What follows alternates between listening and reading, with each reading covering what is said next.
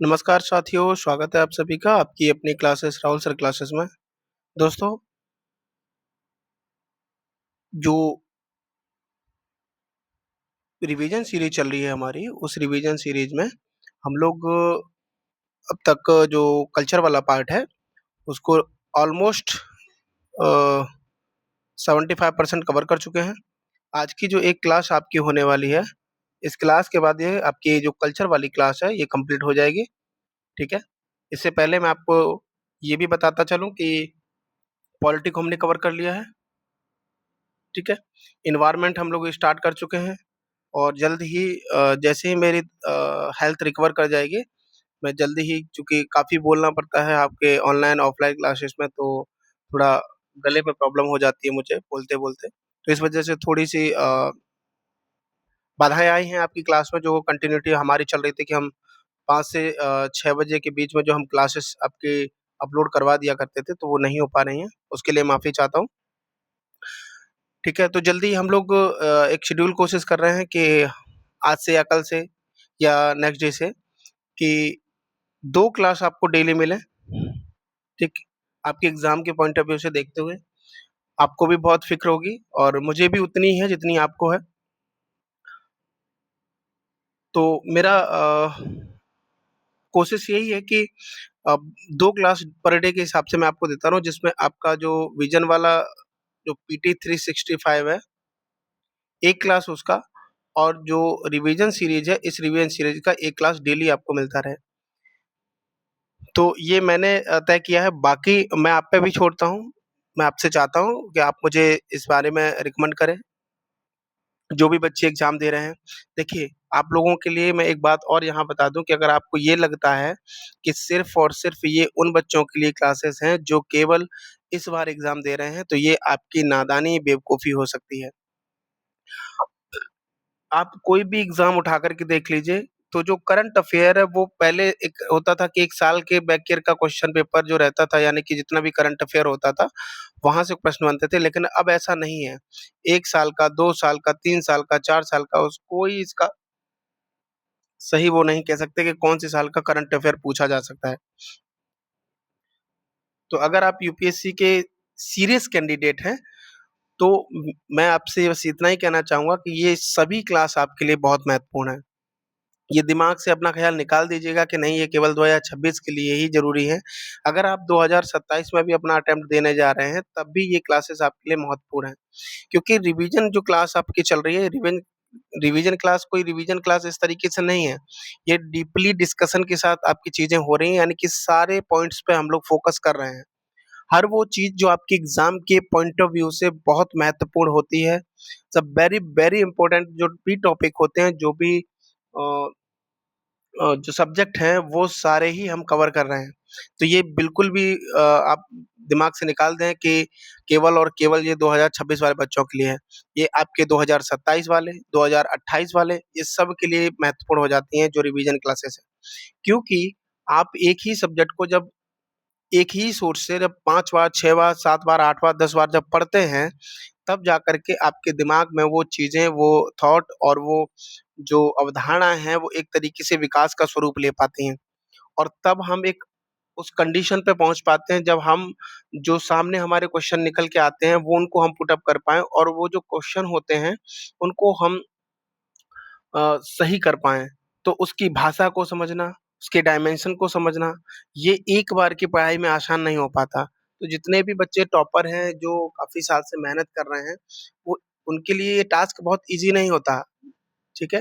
तो same as usual कि आप समझिए इस चीज़ को कि सबसे पहले आपको ये जानना ज़रूरी होगा कि यूपीएससी कहाँ से क्वेश्चन उठाता है, किस तरीके क्वेश्चन पुट अप करता है, और जो क्वेश्चन पुट अप करता भी है, आपने पढ़ा भी है, उसके बाद भी वो क्वेश्चन आपसे गलत हो जाता है। तो कहीं न कहीं जो रिवीजन की जो अवधारणा है, जो आपके क्वेश्चन सॉल्व करने की जो एक सिचुएशन होती है, उसमें बस एक चीज़ का गैप होता है कि आप पूरी तरीके से कॉन्फिडेंट नहीं हो पाते हैं, क्योंकि आपको लगता है हो भी सकता है, नहीं भी हो सकता है। तो ये उसी वजह से हो पाता है, क्योंकि आप जो है लगातार रिवीजन में नहीं रहते और आप फुल कॉन्फिडेंस महसूस नहीं करते, ठीक है? तो ये सारी चीज़ें आप दिमाग से बिल्कुल निकाल के रखिएगा, ये सभी के लिए ज़रूरी क्लासेस हैं। मैं चाहूँगा कि जितना भी करंट अफ़ेयर चाहे वो पीटी के माध्यम से कराया जा रहा हो या जो भी करंट अफ़ेयर आपके लिए कराया जा रहा है, वो आपके लिए बेहद महत्वपूर्ण हो जाता है। ये तब आपको पता चलेगा क्योंकि इसमें केवल करंट नहीं होता, इसमें करंट प्लस ट्रेडिशनल पार्ट होता है, जो आप समझ पाएँगे कि किस तरीके से क्वेश्चन को हल करना है। जो यूपीएससी का पैटर्न है, वो आप बहुत भली-भाँति जानते होंगे कि केवल डायरेक्ट क्वेश्चन या तो करंट से या तो जो ट्रेडिशनल पार्ट है वहाँ से डायरेक्ट क्वेश्चन नहीं होते। दोनों का मिला-जुला रूप होता है। ये मैं आपसे शुरुआत से ही चर्चा करता चला आ रहा हूँ, ठीक है? तो आपसे अनुरोध इस चीज़ का है कि मुझे ज़रूर बताइएगा कि हाँ, आपको दोनों ही क्लासेस चाहिए तो मुझे कमेंट करिएगा। कमेंट सेशन आपके लिए इसीलिए खुला है, ठीक? तो चलिए हम लोग क्लास स्टार्ट करेंगे और पढ़ेंगे इस कल्चर के पार्ट को, जिसमें आज का टॉपिक जो स्टार्ट होगा वो होगा भारतीय संगीत का। इससे पहले हम लोग ये जान लेते हैं कि हमने अब तक कौन-कौन से टॉपिक इसमें कवर किए हैं और कौन-कौन से टॉपिक जो है आज हम चर्चा में रखेंगे, ठीक?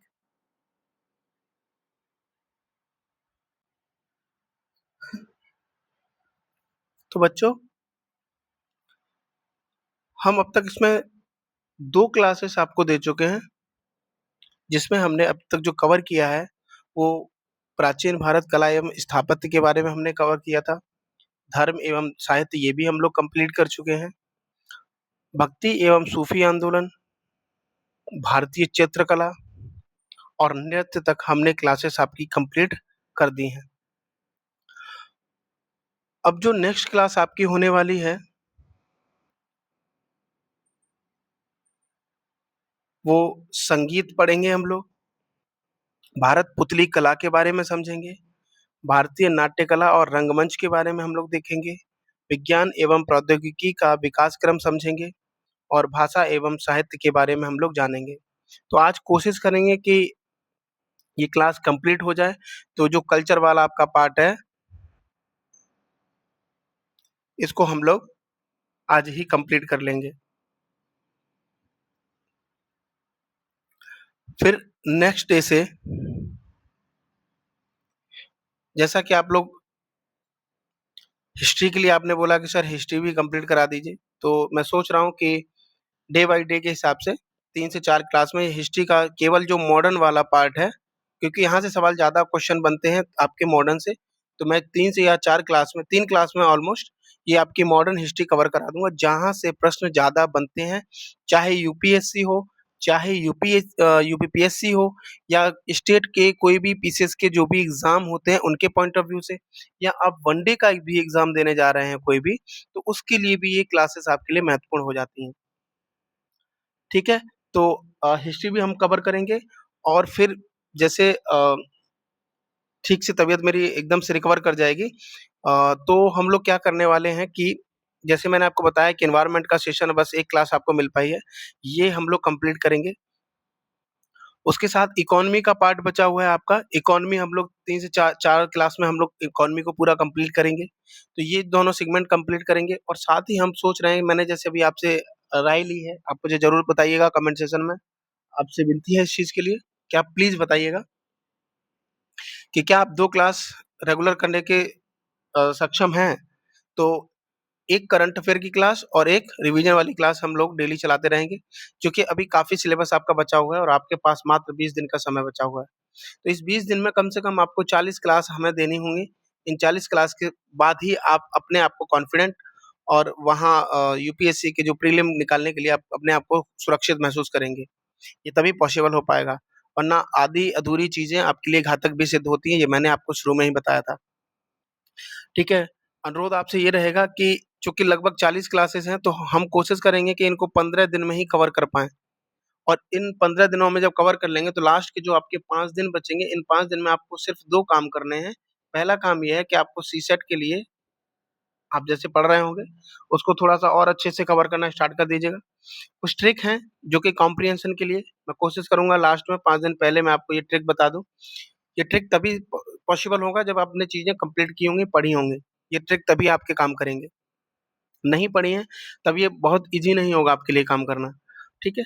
तो पहली बात तो ये थी। दूसरी बात ये है कि जितना भी आपने पढ़ा इस 5 दिन का सिर्फ़ आपका एक ही टारगेट होना चाहिए, नया कुछ नहीं, सिर्फ़ और सिर्फ़ रिवीज़न। जो आपने पढ़ाया है, जो आपने पढ़ा है, जो नोट्स आपने बनाए हैं, जो मैं आपको रिवीज़न नोट्स बनवा रहा हूँ, इसके माध्यम से आपने नोट्स बनाए होंगे। आप करना क्या, नोट्स अगर नहीं बना रहे हैं, तो आप सबसे पहले जाएँगे, टॉपिक देखेंगे, टॉपिक में सब टॉपिक के उसके बारे में जो भी इन्फॉर्मेशन आपको 4-5 पॉइंट्स मिलते हैं, बस उनको लिखते हुए चलिए।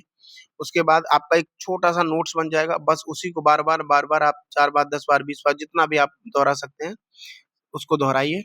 फिर आप एग्ज़ाम हॉल में जाइएगा, तो आपको पता चल जाएगा कि हाँ, सर ने क्या कराया था और क्यों ज़रूरी था वो चीज़ें, ठीक है? तो चलिए ये लोग हम टॉपिक कवर करते हैं आज के,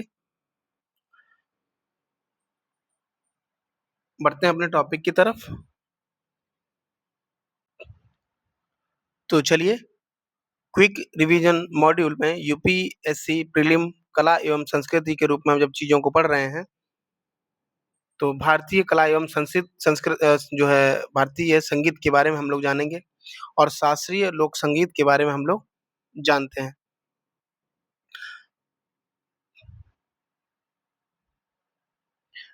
तो इसमें पहला जो टॉपिक पढ़ेंगे भारतीय संगीत की मुख्य विशेषताओं के बारे में हम लोग जानेंगे।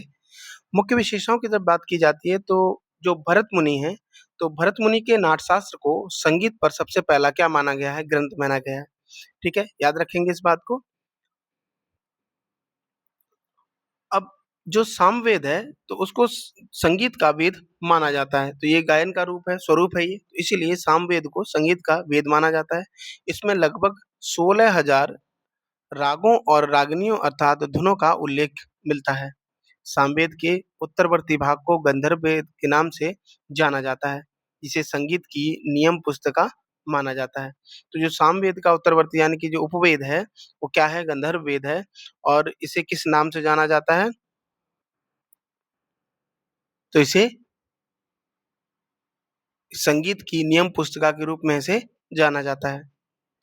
आगे देखें तो भारतीय संगीत मूल रूप से मधुर है, माधुर्य में एक स्वर दूसरे का अनुसरण करता है, जिससे प्रभाव की निरंतर एकता बनी रहती है। जबकि सामंजस्य में संगीत में ध्वनियाँ एक दूसरे पर आरोपित होती हैं। ठीक?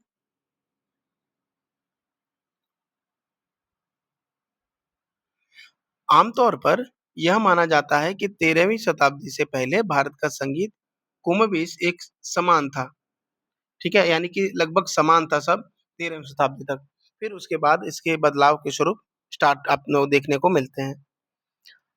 आगे समझें तो आज हम शास्त्रीय संगीत की 2 प्रणालियों को जानते हैं, हिंदुस्तानी और कर्नाटक संगीत।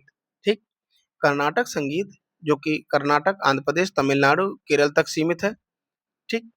और बाकी क्षेत्र में आप हिंदुस्तानी संगीत को जानते होंगे। तो देश के शेष हिस्सों का शास्त्रीय संगीत हिंदुस्तानी शास्त्रीय संगीत के नाम से जाना जाता है। वर्तमान भारतीय संगीत प्राचीन काल से विकसित हुआ और इस वृद्धि में लगभग हर जनजाति या लोगों ने अपना-अपना योगदान दिया है।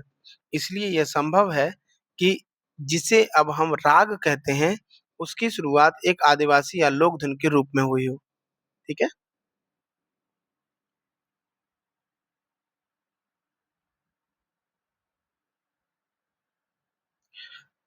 अब समझते हैं नेक्स्ट टॉपिक की तरफ, भारतीय संगीत के मूल तत्वों को जानने का प्रयास करते हैं। तो सबसे पहले देखेंगे स्वर के बारे में, ठीक है? जैसे स्वर हैं, राग हैं और ताल हैं, इनके बारे में जानने का प्रयास करेंगे।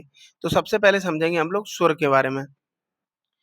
तो यह सुर, स्वर और आवृत्ति को संदर्भित करता है। भारतीय संगीत में 7 शुद्ध स्वर हैं, कौन-कौन से? सा, रे, गा, मा, पा, धा, नी। ठीक? ये 7 स्वर होते हैं और श्रुति यह सबसे कमजोर ध्वनि है, जिसे मानव कान सुन सकते हैं, यानी कि जो श्रुति जन्य है ये जो सुर हैं, ये श्रुति जन्य है, यानी कि ये सबसे स्लो हैं, थोड़ा कमजोर ध्वनि होती है ये, जो कि मानव कान को सुनने में मधुर लगते हैं, यानी कि इसको जो है सुन सकते हैं। अब स्वर की जो भारतीय प्रणाली में 22 श्रुतियाँ हैं, ठीक है? तो जो स्वर की भारतीय प्रणाली है, उसमें 22 श्रुतियाँ हैं। आगे राग के बारे में।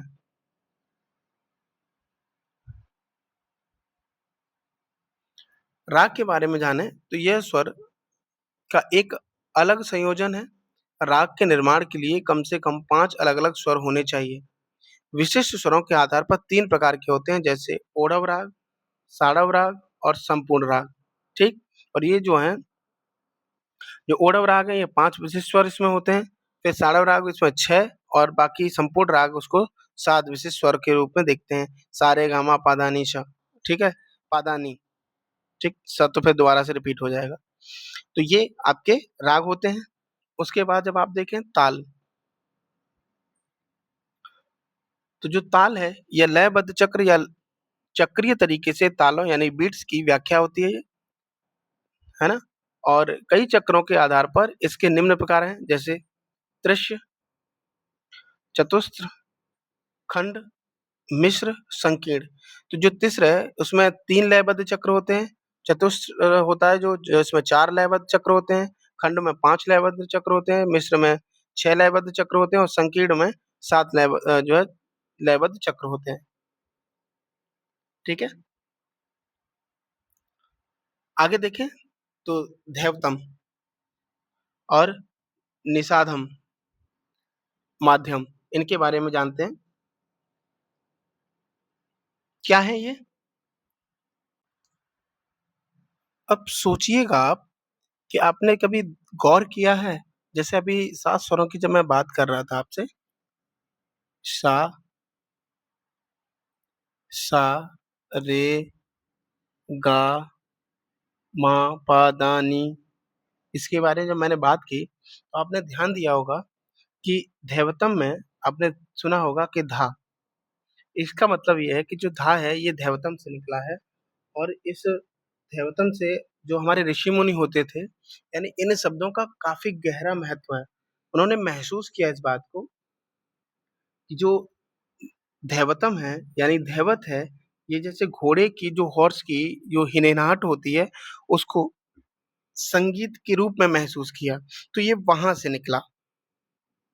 अब इसके जैसे शुद्ध धा, फिर उसके बाद जब इसको थोड़ा और लाउड के धा, फिर उसके बाद और थोड़ा सतश्रुति धा, तो इस प्रकार से ये 1, 2, 3 तो इस प्रकार से इसको जो है वर्णित किया गया है। अब इतना काफ़ी है मुझे लगता है आपको समझाने के लिए, है ना? नहीं तो आप अभी यहीं संगीत सीख लेंगे। ठीक है? आगे जैसे निषादम, तो जब निषादम की बात हो रही है तो इसका मतलब नी का बात हो रहा है, ठीक है? तो नी की बात हो रही है। इसी प्रकार से ये सारी चीज़ें आपको दिखेंगी जैसे मध्यमम, और जब नी की बात हो रही है, तो नी को जैसे सोचिए कि किस काल जैसे जो इनको निषादम या निषाद बोलते हैं, जैसे जो हाथी होता है ना, हाथी की चिंगाहट जो होती है, तो उसके उसमें रूप में इसको समझा गया, ठीक? इसी प्रकार से जो मध्यम है, तो मध्यमम जिसको बोलते हैं आप, मध्यमम का मतलब माँ होगा, तो जैसे इसका मतलब ये होगा कि जो कुछ पंछी होते हैं जैसे बगुले हैं, है ना? या हॉर्न है या उसकी जो आवाज़ है, तो उसके रूप में, ठीक? इसके आगे समझेंगे? तो इसी प्रकार से ये सारे दिए गए हैं, जैसे ऋषभम, ठीक है? तो रे, और गांधारम इसका मतलब गा, और सादजम इसका मतलब सा, ठीक है? तो ये सारे 7 उसके रूप में वर्णित किया गया है, इसी का विकास क्रम हुआ। आगे समझते हैं? इससे ज़्यादा समझाएँगे तो आप लोग संगीत सीख जाएँगे ना? आपके मास्टर को भी नहीं आता संगीत। चलिए आगे बढ़ते हैं मुख्य बात पे। तो जो हिंदुस्तानी शास्त्रीय संगीत है उसके बारे में देखें। प्रारंभ में उत्तर और दक्षिण भारतीय संगीत में कोई अंतर नहीं था, ये सब सिमिलर था। जो पृथक्करण है वो दिल्ली सल्तनत काल के दौरान होने लगा था, ठीक है? तो याद रखेंगे कि जो पृथक्करण है वो कब होने लगा? दिल्ली सल्तनत काल के दौरान ये पृथक्करण देखने को मिलता है। आगे समझते हैं। तो जो अमीर खुसरो को हिंदुस्तानी संगीत का अग्रणी व्यक्ति माना जाता है। किसको? अमीर खुसरो को, ठीक है? हिंदुस्तानी संगीत के गायकों ने प्रारंभ से ही राग के काल, ऋतु और मनोदशा के सिद्धांत का पालन करना प्रारंभ कर दिया था। आगे बढ़ते हैं। अमीर खुसरो की संगीत जो कथाएँ हैं उसके बारे में देखिए, यहाँ पे एक चित्रित है चीज़ें। चलिए आगे बढ़ते हैं और हिंदुस्तानी संगीत के प्रकार को समझते हैं। सबसे पहले समझेंगे शास्त्रीय हिंदुस्तानी। इसमें आप सबसे पहले देखेंगे ध्रुपद। यह भारत का सबसे पुराना शास्त्रीय संगीत है जो ब्रज और अवध के मंदिरों से अवध के मंदिरों से आरंभ हुआ। यह एक सरल और शांत रचना है, जिसके लिए फेफड़ों और स्वर तंत्रियों के प्रयास की आवश्यकता होती है। ठीक है? काफ़ी टॉपिक कवर करने हैं, तो थोड़ा तेज़ी से हम लोग बढ़ते रहेंगे। आगे देखेंगे तो इसमें बहुत उच्च स्वर की आवृत्ति शामिल है। ध्रुपद का प्रदर्शन आलाप से शुरू होता है और उसके बाद आते हैं आलाप, जैसे आलाप, फिर उसके बाद जोड़, फिर स्थाई, फिर अंतरा, फिर संचारी और फिर अभाग। ठीक? तो जो ग्वालियर के राजा मानसिंह तोमर ने ध्रुपद को लोकप्रिय बनाया था। किसने बनाया था? राजा मानसिंह। अकबर के दरबार में बैजू बावरा और सबसे प्रसिद्ध तानसेन जैसे कई प्रसिद्ध ध्रुपद गायक थे। ये नोट करते रहिएगा आप लोग। बैजू बावरा और तानसेन ये ध्रुपद गायक से संबंधित हैं। तानसेन मूल रूप से रामतनु पांडे के नाम से जाने जाते थे। ठीक है? आपको पता है कि अकबर के जो नवरत्न हैं उसमें ये तानसेन शामिल हैं, जो रामतनु पांडे के नाम से जाने जाते हैं। उनके गायन से प्रभावित होकर अकबर ने उन्हें मियाँ यानी कि ध्रुपद के विशेषज्ञ की उपाधि दी थी। ठीक? ध्रुपद के लोकप्रिय घरानों में शामिल हैं, कौन-कौन घराना है ध्रुपद के? तो देखिए, डागरी घराना, दरभंगा घराना, बेतिया घराना और विष्णुपुर घराना। तो ये आपसे पूछा जाए कि ये घराना किस संगीत से संबंधित है, तो आपको बता देना है किस संगीत से? ध्रुपद गायन से संबंधित हैं। आगे बढ़ते हैं। ख्याल एक फारसी शब्द है जिसका अर्थ है विचार या कल्पना करना, और ख्याल की उत्पत्ति का श्रेय अमीर खुसरो को दिया जाता है। ठीक? ध्रुपद की तुलना में ख्याल में गायकों को संरचना और रूप के मामले में अधिक स्वतंत्रता है, लेकिन उन्हें विचार पर बल देने की जरूरत होती है। ख्याल स्वभाव से रूमानी है और ख्याल का प्रदर्शन 2 चरणों में होता है। ठीक? छोटा ख्याल और बड़ा ख्याल। ख्याल के लोकप्रिय घरानों में शामिल हैं कौन-कौन? कैराना घराना, ग्वालियर घराना और पटियाला घराना, जयपुर घराना और आगरा घराना। ठीक है? तो ये ख्याल के लोकप्रिय घरानों में शामिल हैं। नेक्स्ट बढ़ते हैं हम लोग आगे। उपशास्त्रीय हिंदुस्तानी। उपशास्त्रीय हिंदुस्तानी की सबसे पहले देखेंगे ठुमरी। तो इसे उत्तर भारत के भक्ति संतों द्वारा विकसित किया गया। यह एक अर्धशास्त्रीय शैली है जो अर्ध भक्तिपूर्ण अर्ध रूमानी है। ठीक है? और गायन एक ही समय में प्रेम और भक्ति को उजागर करता है। इसमें देखें तो पूर्वी ठुमरी धीमी गति और पंजाबी ठुमरी तेज गति। ठीक? बनारस और लखनऊ ठुमरी के 2 लोकप्रिय घराने हैं, बनारस और लखनऊ। अगला है धमार। चलिए धमार के बारे में देखें तो इसे विशेष रूप से बरसाना व मथुरा वृंदावन क्षेत्र में खेले जाने वाले होली के त्योहार के दौरान प्रदर्शित किया जाता है। कहाँ? बरसाना, मथुरा वृंदावन क्षेत्र में धमार। ठीक? कब खेले यानी कि जो होली खेली जाती है उसमें इसमें उसको जो है प्रदर्शित किया जाता है धमार को। आगे देखें तो ये गोपियों के साथ भगवान कृष्ण के प्रेम संबंध को उजागर करता है। ठीक? उसके बाद तराना। यह भी उत्तर भारत से विकसित हुआ और ये उत्तर भारत के कुलीन वर्ग के बीच बहुत लोकप्रिय है। यह केवल मनोरंजन के उद्देश्य से बनाया गया था। इसमें बहुत कम अर्थपूर्ण शब्द होते हैं। ठीक? उसके बाद है टप्पा। इसे उत्तर पश्चिम के ऊंट सवारों द्वारा, किसके? ऊंट सवारों द्वारा विकसित किया गया था, जो गायन के उद्देश्य के लिए स्थानीय मुहावरों और वाक्यांशों का इस्तेमाल करते हैं। ठीक? यानी कि जो वाक्यांश है, मुहावरे, उनको गायन का रूप देकर के इसका टप्पा का विकास हुआ, संगीत का। ठीक है? आगे समझें इसमें।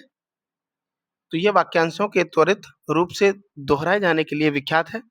बाद में पंजाब के गायकों ने इसी श्रेणी के तहत उच्च गति वाले गीतों की शुरुआत की। ठीक? उसके बाद है कव्वाली। ये तो आप लोग सब जानते होंगे, गजल सब सुना ही होगा आपने। ठीक है? कव्वाली देखें तो ये अमीर खुसरो का एक और योगदान था, जिन्होंने अल्लाह, पैगंबर और सूफी संतों की प्रशंसा में छोटे-छोटे दोहे बनाए। इसे विशेष रूप से उर्स के त्योहार के दौरान प्रदर्शित किया जाता है। ठीक? गजल के रूप में देखें तो ये फारसी प्रभाव का एक अन्योत्पाद है और यह मुख्य रूप से रूमानी कविता होती है, लेकिन कई बार इसमें एक अंतर्निहित सूफी तत्व मौजूद होता है, जिसमें भगवान प्रेमी के रूप में होते हैं। ठीक? मिर्जा गालिब और मीर तकी मीर प्रसिद्ध प्रारंभिक गजल संगीतकारक जो है हुआ करते थे। ठीक है? चलिए नेक्स्ट बढ़ते हैं हम लोग कर्नाटक संगीत की तरफ। हिंदुस्तानी संगीत के रूप में देखा, अब कर्नाटक संगीत की तरफ बढ़े तो सबसे पहले विकास समझेंगे इसका। तो विद्यारण्य के संगीतकार को कर्नाटक संगीत का अग्रदूत माना जाता है। ठीक है? और 17वीं शताब्दी के मध्य में वेंकटमुखी ने चतुर्दंडी प्रकाशिका लिखी, जो कर्नाटक शास्त्रीय संगीत की आधारशिला बन गई। ठीक?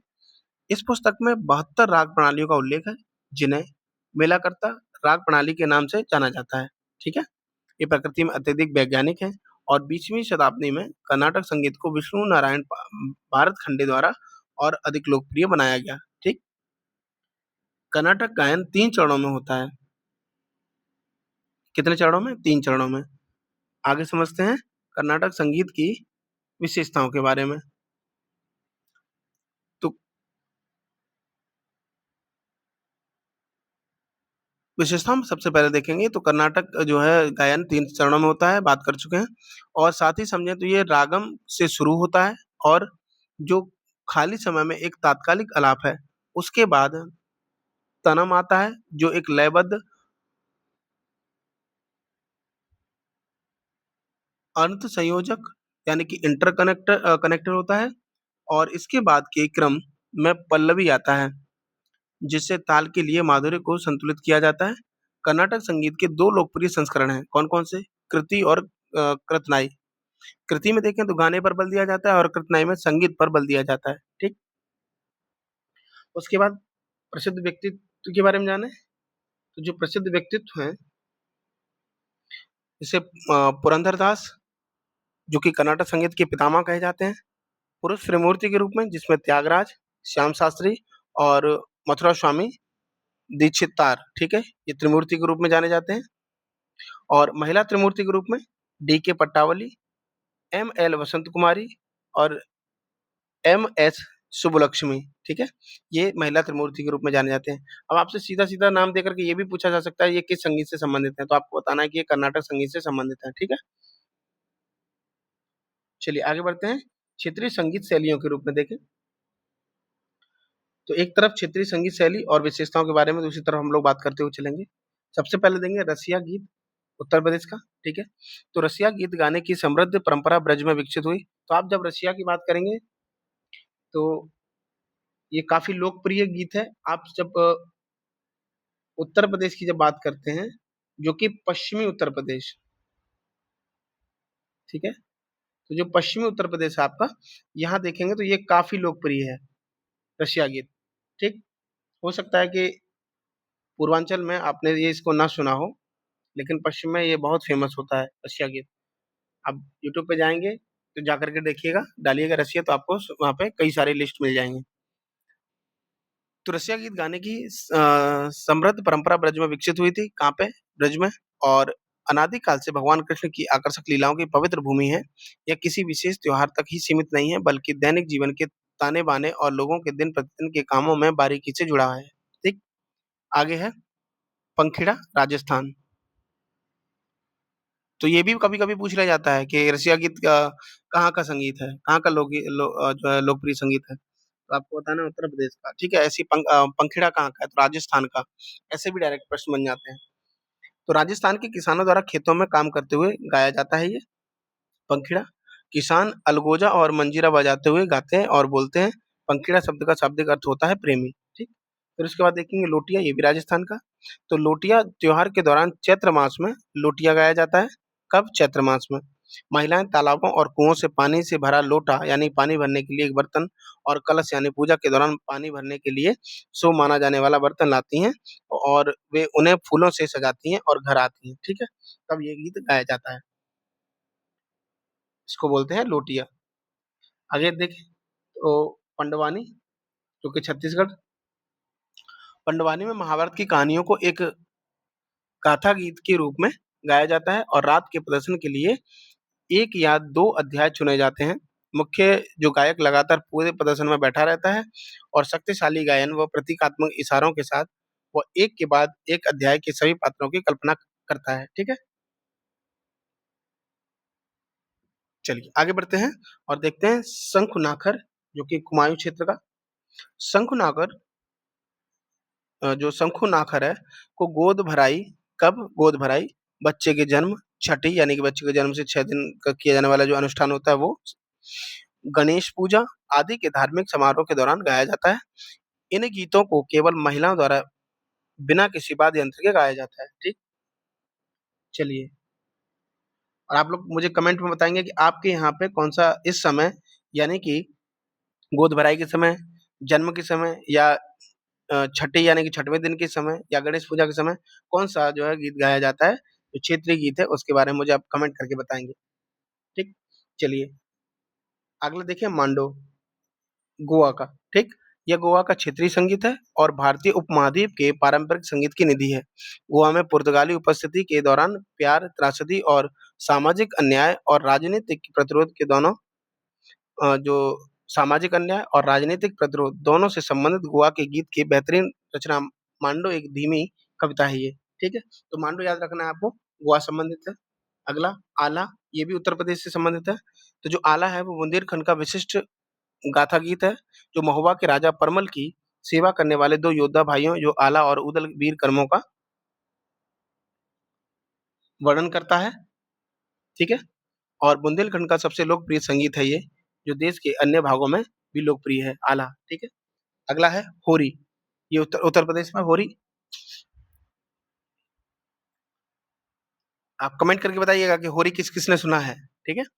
तो जो होरी है, वो होरी गायन मूल रूप से होली के त्योहार से ही जुड़ा है ये, ठीक है? सोहर, इसके बारे में बताएँगे आप लोग, सोहर कौन-कौन जानता है और ये किस एरिया में, किस क्षेत्र में कहा जाता है उत्तर प्रदेश के, ठीक? तो सोहर उत्तर प्रदेश में, जो कि सामाजिक समारोह ने कभी-कभी विभिन्न संस्कृतियों के मेल-जोल के लिए एक शक्तिशाली कारक के रूप में कार्य किया है। उत्तर भारत में परिवार में एक पुत्र पैदा होने पर सोहर गीत गाने की एक विशेष परंपरा है, ठीक? चलिए, चाकरी, कश्मीर, ठीक है? तो चाकरी एक समूह गीत है, जो कश्मीर के लोक संगीतों का सबसे लोकप्रिय जो रूप है, ठीक? उसके बाद अगला देखें, लमन, ये हिमाचल प्रदेश का तो लमन में लड़कियों का एक समूह छंद गाता है और लड़कों का एक समूह गीत में ही उत्तर देता है।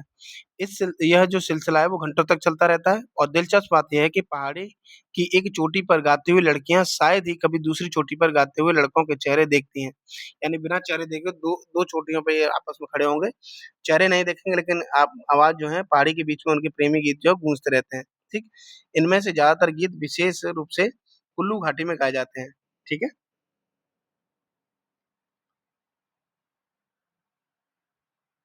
कजरी, उत्तर प्रदेश। कजरी के बारे में देखें तो कजरी एक लोकगीत है जिसे उत्तर प्रदेश और अस्पताल के क्षेत्रों सॉरी तबीयत ठीक नहीं है ना तो अस्पताल नजर आ रहा है।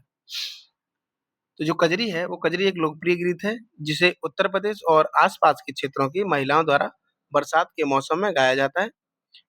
भद्र के दूसरे पैर में तीसरे दिन महिलाएं अर्धव्रत में नृत्य करते हुए रात भर कजरी गीत गाती हैं। ठीक, आगे टप्पा पंजाब। टप्पा अर्थशास्त्रीय गायन का एक रूप है जो पंजाब क्षेत्र में ऊंट सवारों के लोक गीतों से प्रेरित है। टप्पा पंजाबी और पश्तो भाषा में रागों का समुच्चय है जो आमतौर पर अर्धशास्त्रीय रूपों के लिए उपयोग किया जाता है। ठीक, इसकी विशेषता लयबद्ध और तेज सुर के साथ उछल कूद व आकर्षक तानबानी गतिविधियां हैं ये। ठीक है, तो टप्पा जो हम पढ़े थे राजस्थान, तो आपने देखा होगा कि वहां पे जो शास्त्रीय नृत्य जो है संगीत के रूप में है, लेकिन वहीं से निकला ये दूसरा जो कि पंजाब में थोड़ा तेज उसके साथ निकला, जो कि वहाँ का क्षेत्र जो है क्षेत्रीय लोक नृत्य जो है संगीत बन गया, ठीक है? आगे, पोवाड़ा महाराष्ट्र, ठीक है? पोवाड़ा महाराष्ट्र की जो पोवाड़ा है वो महाराष्ट्र की पारंपरिक लोक कला है ये और पोवाड़ा शब्द का अर्थ ही शानदार शब्दों में एक कहानी का वर्णन है, ठीक? कथाएँ हमेशा एक नायक या एक घटना या स्थान की प्रशंसा के लिए श्रद्धेय होती है, ठीक है? आगे तीज के गाने, राजस्थान। तीज को राजस्थान की महिलाओं द्वारा बड़ी भागीदारी के साथ मनाया जाता है। यह श्रावण मास की अमावस्या के तीसरे दिन मनाया जाने वाला त्योहार है। ठीक है,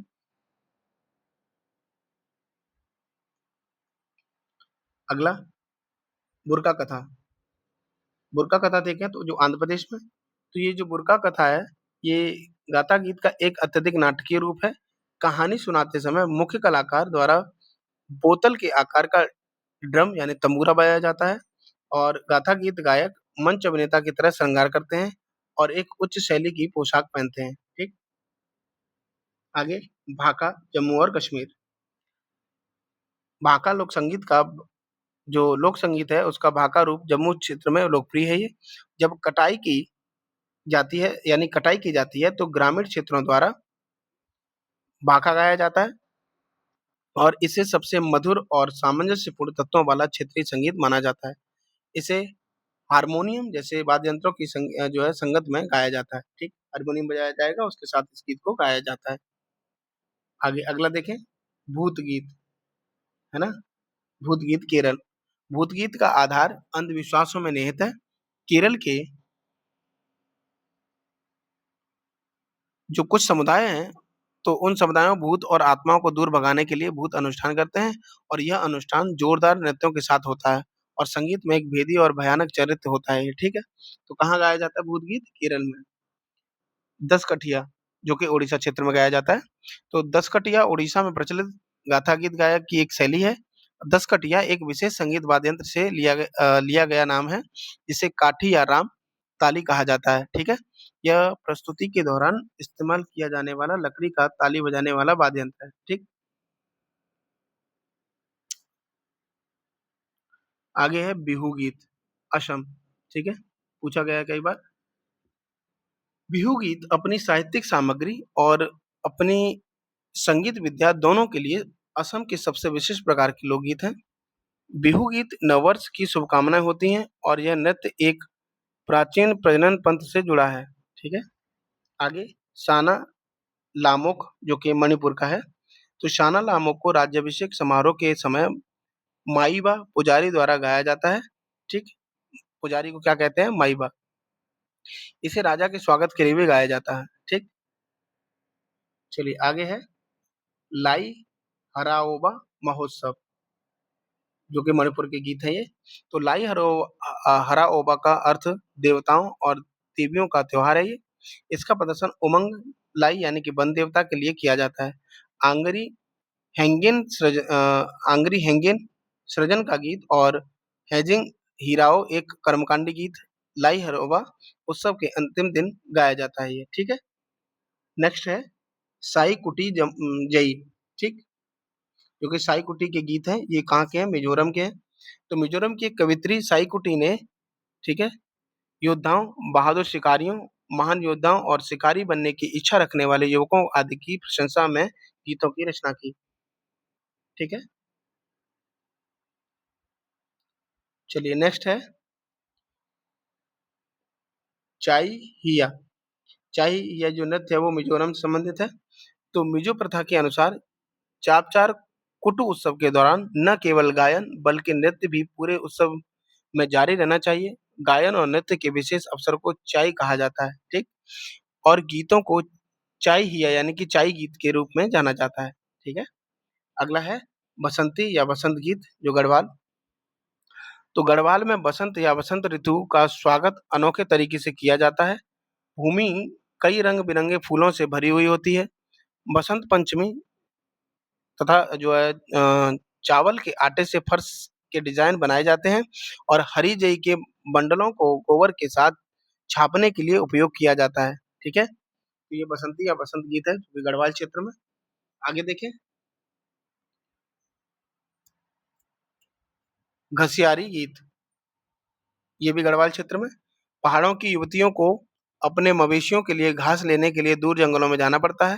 वे समूह में नाचते-गाते हुए जंगलों में जाती हैं और घसियारी गीत में मनोरंजन के साथ-साथ श्रम के महत्व पर बल दिया गया है, ठीक है? तो जो चारा लेने के लिए गाय और भैंस के लिए जो चारा लेने जाती हैं, तो गाना गाते हुए निकलती हैं, उसी को घसियारी गीत कह दिया गया, ठीक है? आगे देखिए, शुकर की बियाह, जो कि भोजपुरी गीत है। शुक्र और बृहस्पति की कथा आज भी गाई जाती है। कथा के अनुसार शुक्र शादी के आभूषण को भूल जाता है और इसे वापस लेने के लिए आता है, जहाँ वो अपनी माता को चावल का पानी पीते हुए पाता है, जो गरीब आदमी का भोजन है। इस बारे में पूछने पर उसकी माता जवाब देती हैं कि उसे नहीं पता कि शुक्र की होने वाली पत्नी उसे चावल का पानी भी देगी या नहीं। शुक्र अविवाहित रहने का फैसला करता है, ठीक है? भावुक कहानी है। आगे, बिल्लू पाटू बो सॉन्ग्स, जो कि तमिलनाडु क्षेत्र से संबंधित है। ये गीत धार्मिक विषयों के इर्द-गिर्द घूमते हैं और इनमें बुराई पर अच्छाई की विजय पर जोर दिया जाता है, ठीक? नेक्स्ट है हमारा अम्मा नेवरी, जो कि तमिलनाडु से संबंधित है। अम्मा नेवरी चोल सम्राट की जो स्तुति में गाया जाने वाला गीत है ये। और अम्मा नई एक लकड़ी की गेंद होती है और महिलाएँ इस गेंद से खेलते हुए उपयुक्त गीत गाती हैं, ठीक है? यानी खेल-खेल में गाया हुआ गीत अम्मा नेवरी, ठीक? तो अम्मा नई का यह खेल आज भी तमिलनाडु में प्रचलित है। तो ये कुछ क्षेत्रीय संगीत थे। उसके बाद नेक्स्ट टॉपिक की तरफ हम लोग बढ़ते हैं, भारतीय पुतली कला। काफ़ी शानदार टॉपिक भी है और बेहद महत्वपूर्ण है आपके लिए, ठीक है? तो भारतीय पुतली कला के बारे में हम लोग जानेंगे।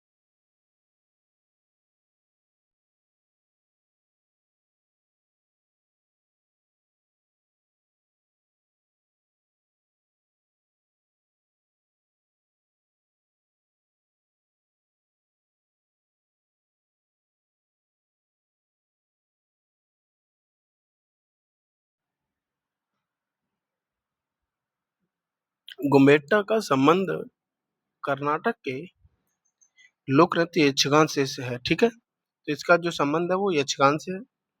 इसी कारण से इसे या यह उससे काफ़ी समानता रखता है, ठीक?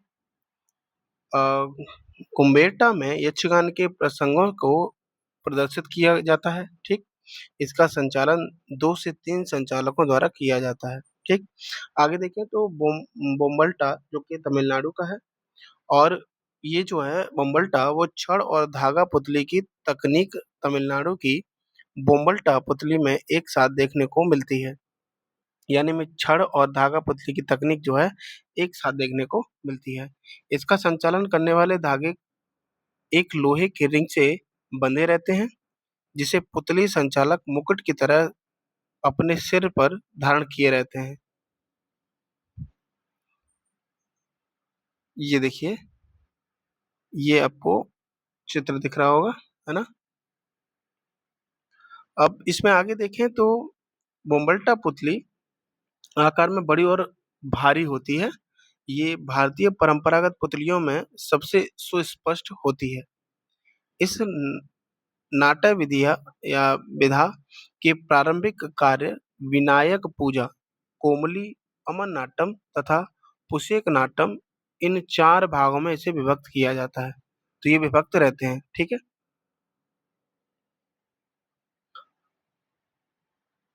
अब आगे देखें तो छाया पुतली की तरफ, ठीक है?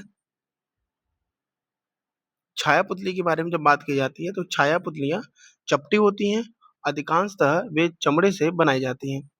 यह परंपरा ओडिशा, केरल, आंध्र प्रदेश, कर्नाटक, महाराष्ट्र, तमिलनाडु में प्रचलित है, छाया पुतली वाला। इसमें पर्दे के पीछे से प्रकाशित किया जाता है, यानी कि छाया को दर्शाया जाता है, ठीक? और पुतली का संचालन प्रकाश स्रोत तथा पर्दे के बीच से किया जाता है। छाया पुतलियाँ छाया वर्ण में या रंगीन हो सकती हैं। आइए इनके बारे में देखते हैं, छाया पुतली के बारे में। तो सबसे पहले देखेंगे छाया पुतली में तोगालू, कोम्बेटा जो कि कर्नाटक। विशेषताएँ देखें तो ये साधारणतः आकार में छोटी होती है। देखिए ये दिख रही होंगी आपको, ठीक है? सामाजिक परिवेश के अनुसार पात्रों के आकार छोटे-बड़े होते हैं। राजाओं और धार्मिक पात्रों के आकार बड़े होते हैं। आम जनता और नौकरों के आकार छोटे होते हैं, ठीक है? यानी जैसा आकार होगा, जैसा जो पद होगा या जैसी प्रतिष्ठा होगी उसी आकार से उसका जो है उसको आकार दिया जाएगा, ठीक? अगला देखें तोलू बोम्माल्टा आंध्र प्रदेश। इसके बारे में देखें तो पुतलियाँ आकृति में बड़ी होती हैं और उनकी कमर, गर्दन, कंधे, घुटनों में जोड़ होते हैं। आगे समझें तो पुतलियाँ दोनों तरफ से रंगी जाती हैं, ठीक? और पुतली नाटकों का संगीत मुख्यतः इस क्षेत्र का शास्त्रीय संगीत होता है।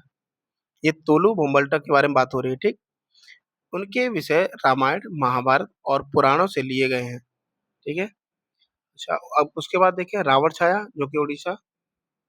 इसके बारे में देखें तो पुतलियाँ एकहरी होती हैं तथा उनमें कोई जोड़ नहीं होता। पर्दे पर उनकी छाया श्वेत श्याम होती है और ये पुतलियाँ मृग चर्म की बनी होती हैं तथा इनका रूप अत्यंत नाटकीय होता है।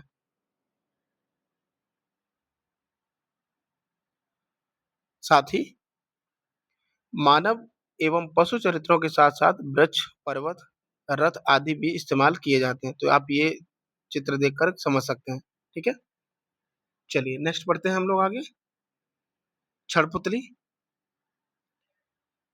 तो छड़ पुतली की जब बात की जाती है तो छड़ पुतली दास्तान पुतली का अगला चरण है ये और ये नीचे स्थित छड़ों पर आधारित रहती हैं। नीचे छड़ लगी होगी, लकड़ी लगी होती है, उस पे ये आधारित होती हैं। यह शैली पश्चिम बंगाल, असम तथा उड़ीसा में प्रचलित है। ठीक है, अब आगे देखें तो पुतुल नाच पश्चिमी बंगाल। उनके परिधान लोक नाटक यात्रा के पन्नों की भांति होते हैं। इनमें ज़्यादातर 3 ही जोड़ रहे होते हैं। ज़्यादातर संवाद गाए जाते हैं।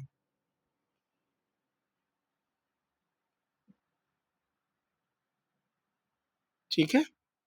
चलिए, यमपुरी जो कि बिहार, ये पुतलियाँ काष्ठ की बनी होती हैं और इनमें कोई जोड़ नहीं होता। ये पुतलियाँ लकड़ी के एक ही टुकड़े से बनी होती हैं। इन्हें चित्रित कर चमकीले वस्त्र पहनाए जाते हैं। तो ये चित्र आप समझ सकते हैं तीनों का ही, ठीक है? चलिए, अब उसके बाद देखें दस्ताना पुतली, जो हाथ में एक दस्ताने के रूप में जो पहनी जाती है, उसके बाद उसका जो है नाटकीय रूपांतरण जो किया जाता है, वो पुतली दस्ताना पुतली है। तो इसमें देखें तो दस्ताना पुतली को भुजा कर या हथेली पुतली भी कहा जाता है। इन पुतलियों का मस्तक पेपर में से यानी कुट्टी, कपड़े या लकड़ी का बना होता है। ये पूरे भारत में लोकप्रिय हैं। ठीक है?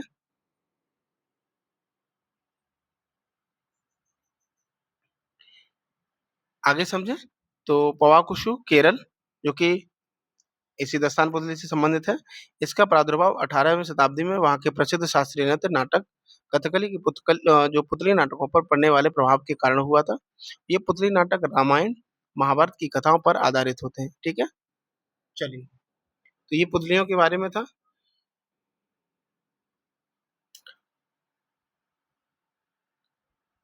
कमेंट करके बताइएगा कि आपने कौन-कौन सी पुतली का जो नाटकीय रूपांतरण देखा है।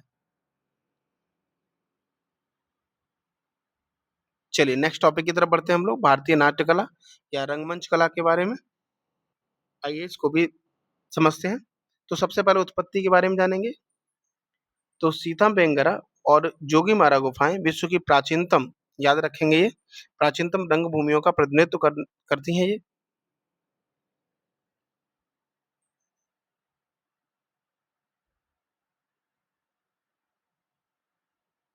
हाँ, चलिए, प्रतिनिधित्व करती हैं। आगे भरत मुनि का नाट्य शास्त्र, जो कि 200 ईसा पूर्व और 200 ईस्वी के बीच में जो लिखा गया, वो नाट्य कला पर पहला औपचारिक ग्रंथ है। ठीक है? आगे समझे तो शास्त्रीय जो संस्कृत नाट्य कला के बारे में देखें। संस्कृत शब्द नाटक व नट का अर्थ है नर्तक। ठीक है? और लोकधर्मी जो कि दैनिक जीवन का चित्रण है। नाट्यधर्मी अधिक शैलीगत आख्यानों वाले मुखर तथा प्रतीकात्मक पारंपरिक नाटक। ठीक? तो ये नाट्य कला के रूप में। आगे समझे लोक नाट्य कला के रूप में, तो ग्रामीण मूल और देहाती ढंग की जो नाटकीय शैली होती है, वो लोक नाट्य कला के रूप में जानी जाती है। भक्तिमय विषय वस्तुओं के साथ आरंभ और कालांतर में अधिक लौकिक ये विषय होते हैं। केवल सामाजिक मनोरंजन की बजाय सामाजिक बुद्धिमत्ता का प्रचार प्रसार इससे किया जा सकता है। ठीक है? आगे समझते हैं। तो शास्त्रीय संस्कृत नाट्य साहित्य की बात बारे में, तो सबसे पहले देखें विशाख दत्त द्वारा जो रचित मुद्रा राक्षस और हर्षवर्धन द्वारा जो रचित है वो रत्नावली, उसमें इसका उल्लेख मिलता है। रूपक, दृश्य काव्य और प्रेक्ष काव्य का नाटक के रूप में वर्णन किया जाता है। साथ ही देखें तो अश्वघोष द्वारा रचित सारिपुत्र प्रकरण और शूद्रक द्वारा रचित जो है मत्स्यकटिकम, और कालिदास की रचनाएं जैसे कि मालविकाग्निमित्रम, विक्रमोर्वशीय और अभिज्ञान शाकुंतलम तथा भवभूति की उत्तर रामचरितम और महावीर चरित के रूप में जो है इसमें शास्त्रीय नाट्य साहित्य के रूप में देखा जाता है।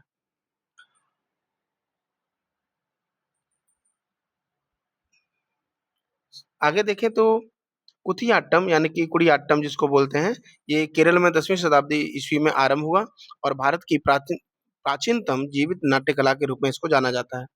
मार्गी मार्गी मधु जो चाक्यार इस कला के प्रमुख प्रतिपादक रहे हैं। ठीक है? चलिए, अब लोक नाट्य की तरफ बढ़ते हैं हम लोग और समझते हैं नाट्य कला के और उसकी विशेषताएं के रूप में। तो आधुनिक नाट्य कला को जब हम बात करते हैं,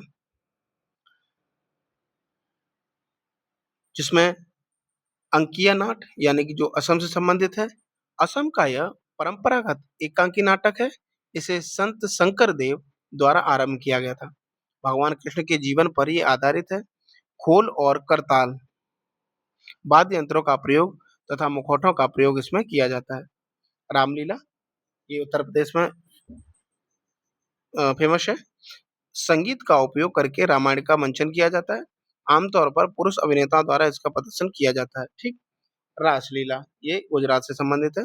इसमें राधा राधा और कृष्ण की प्रेम कहानियों का वर्णन किया जाता है। भूत आराधना ये कर्नाटक, इसमें तटीय कर्नाटक में प्रचलित मृत पूर्वजों की पूजा की जाती है और अनुष्ठानिक नाटक कला है ये। ठीक है, चलिए नेक्स्ट बढ़ते हैं। रम्मन जो कि उत्तराखंड से संबंधित है। ठीक है, स्थानीय देवता भूमियाल को समर्पित मानवता की अमूर्त सांस्कृतिक विरासत की यूनेस्को की प्रतिनिधित्व सूची में इसे शामिल किया गया है। याद रखिएगा इस बात को।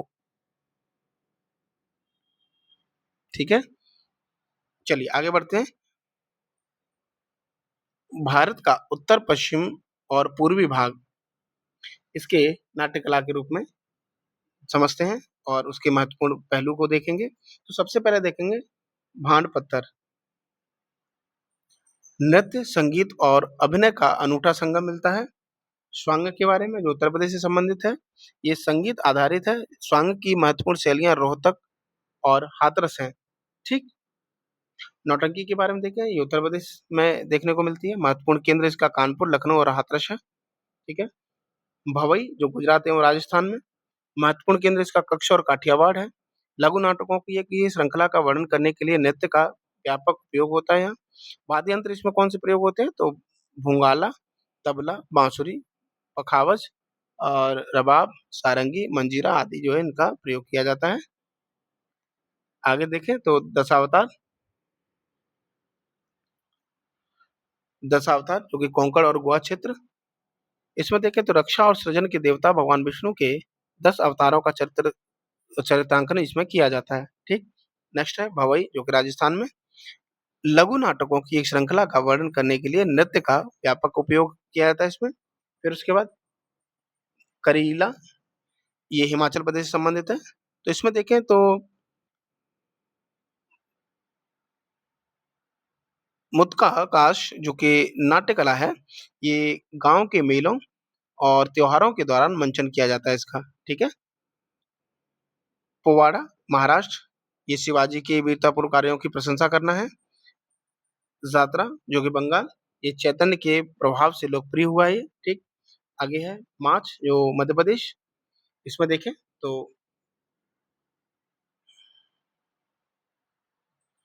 मध्य प्रदेश के मालवा क्षेत्र की ये लोक नाट्य कला है और माच शब्द मंच और खेल दोनों के अर्थों में इस्तेमाल किया जाता है। माच में पद्य की अधिकता होती है, किसकी, पद्य की, और इसके संवादों को बोल तथा छंद योजना को वनक कहते हैं। ठीक है, इसकी धुनों को रंगत के नाम से जाना जाता है। अगला समझे तो भावना जो कि असम में है, ये अंकीय नाट्य की प्रस्तुति है। तमाशा को देखें, ये महाराष्ट्र जो कि तमाशा नृत्य में अभिनेत्री द्वारा नाटक में नृत्य भंगिमाएं जो है संपन्न की जाती हैं। दस काठिया जो कि उड़ीसा संबंधित है, इसमें दो कथावाचक होते हैं, गायक प्रमुख होता है और पालिया जो कि सह कथावाचक होता है। गरुड़ा जो कि गुजरात, गरुड़ा ब्राह्मण समुदाय द्वारा निष्पादित है ये। ओजापाली जो कि असम, ये मनसा या सर्प देवी के त्योहार से जुड़ा है। ठीक है, चलिए नेक्स्ट बढ़ते हैं। नकल जो पंजाब और भाण जो कि उत्तर प्रदेश, ये बहरूपिया या नकलची मुस्लिम भाण समुदाय के कलाकारों द्वारा प्रस्तुत किया जाता है। ठीक है, चलिए नेक्स्ट बढ़ते हैं आगे। दक्षिण भारत की नाट्य कला के रूप में, तो दक्षिण भारत की जब नाट्य कला के रूप में देखें तो जैसे कृष्णाट्टम, मुड़ियट्टम, इनके बारे में हम लोग जानेंगे। तो सबसे पहले देखें कृष्णाट्टम के बारे में। ये केरल की एक लोक नाट्य शैली है और कालीगढ़ के राजा मनवेदा का संरक्षण प्राप्त है इसे। और भगवान कृष्ण का जो है विषय संबंधित है ये, और बुराई पर अच्छाई की जीत का चित्रण इसमें किया जाता है। मुड़ियट्टम की बात की जाए तो ये केरल का पारंपरिक लोक नाट्य रूप है। आमतौर पर केवल केरल के काली मंदिरों में ही इसको प्रदर्शित किया जाता है। असुर द्वारिका पर देवी भद्रा काली की विजय का चित्रण इसमें किया जाता है। ठीक है, नेक्स्ट है हमारा यक्षगान। तो कर्नाटक का पारंपरिक नाट्य रूप है, ये कई बार पूछा गया है। पौराणिक कथाएं और पुराणों पर आधारित महाभारत है ये। ठीक है, और महाभारत का विषय यानी द्रौपदी स्वयंवर, सुभद्रा विवाह, अभिमन्यु वध इत्यादि इसमें नाटकीय रूपांतरण में दिखाए जाते हैं। तेरुकुत्तु को अगर बात की जाए तो ये तमिलनाडु से संबंधित है। इसका सामान्य शाब्दिक अर्थ है सड़क पर किया जाने वाला नाट्य। ठीक है, आगे समझे इसके बारे में। तो यह मुख्यतः मरियम्मन और द्रौपदी अम्मा के वार्षिक मंदिर उत्सव के समय प्रस्तुत किया जाता है। ठीक, इस प्रकार तिरुकुत्तु के माध्यम से संतान की प्राप्ति और अच्छी फसल के लिए दोनों देवियों की आराधना की जाती है। ठीक, चलिए कुछ अन्य नाट्यकला शैलियों को देखें। तो सबसे पहले विल्लुपट्टू को देखें, ये केरल और तमिलनाडु राज्य से संबंधित है। पगाती वेशालू ये तेलंगाना और आंध्र प्रदेश से संबंधित है। ताल मंडाले ये तटीय कर्नाटक और केरल से संबंधित है। नेक्स्ट बढ़े आगे। कुरुवंशी ये तमिलनाडु से, बयालता ये कर्नाटक से संबंधित है। तेयम ये केरल से संबंधित है। भूताकोला ये कर्नाटक से संबंधित है। बुर्रा कत्था ये जो है आंध्र प्रदेश से संबंधित है। ठीक है, तो ये हमारी लोक कलाओं के बारे में। अब आगे नेक्स्ट टॉपिक है विज्ञान और प्रौद्योगिकी का विकास। ठीक है,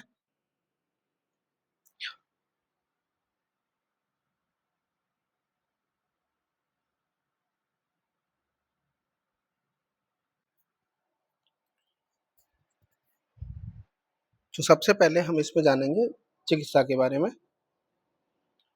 ठीक, और इसके इतिहास को समझेंगे। जैसे जो विज्ञान और प्रौद्योगिकी है उसके बारे में जब आप जाने तो जैसे चिकित्सा है और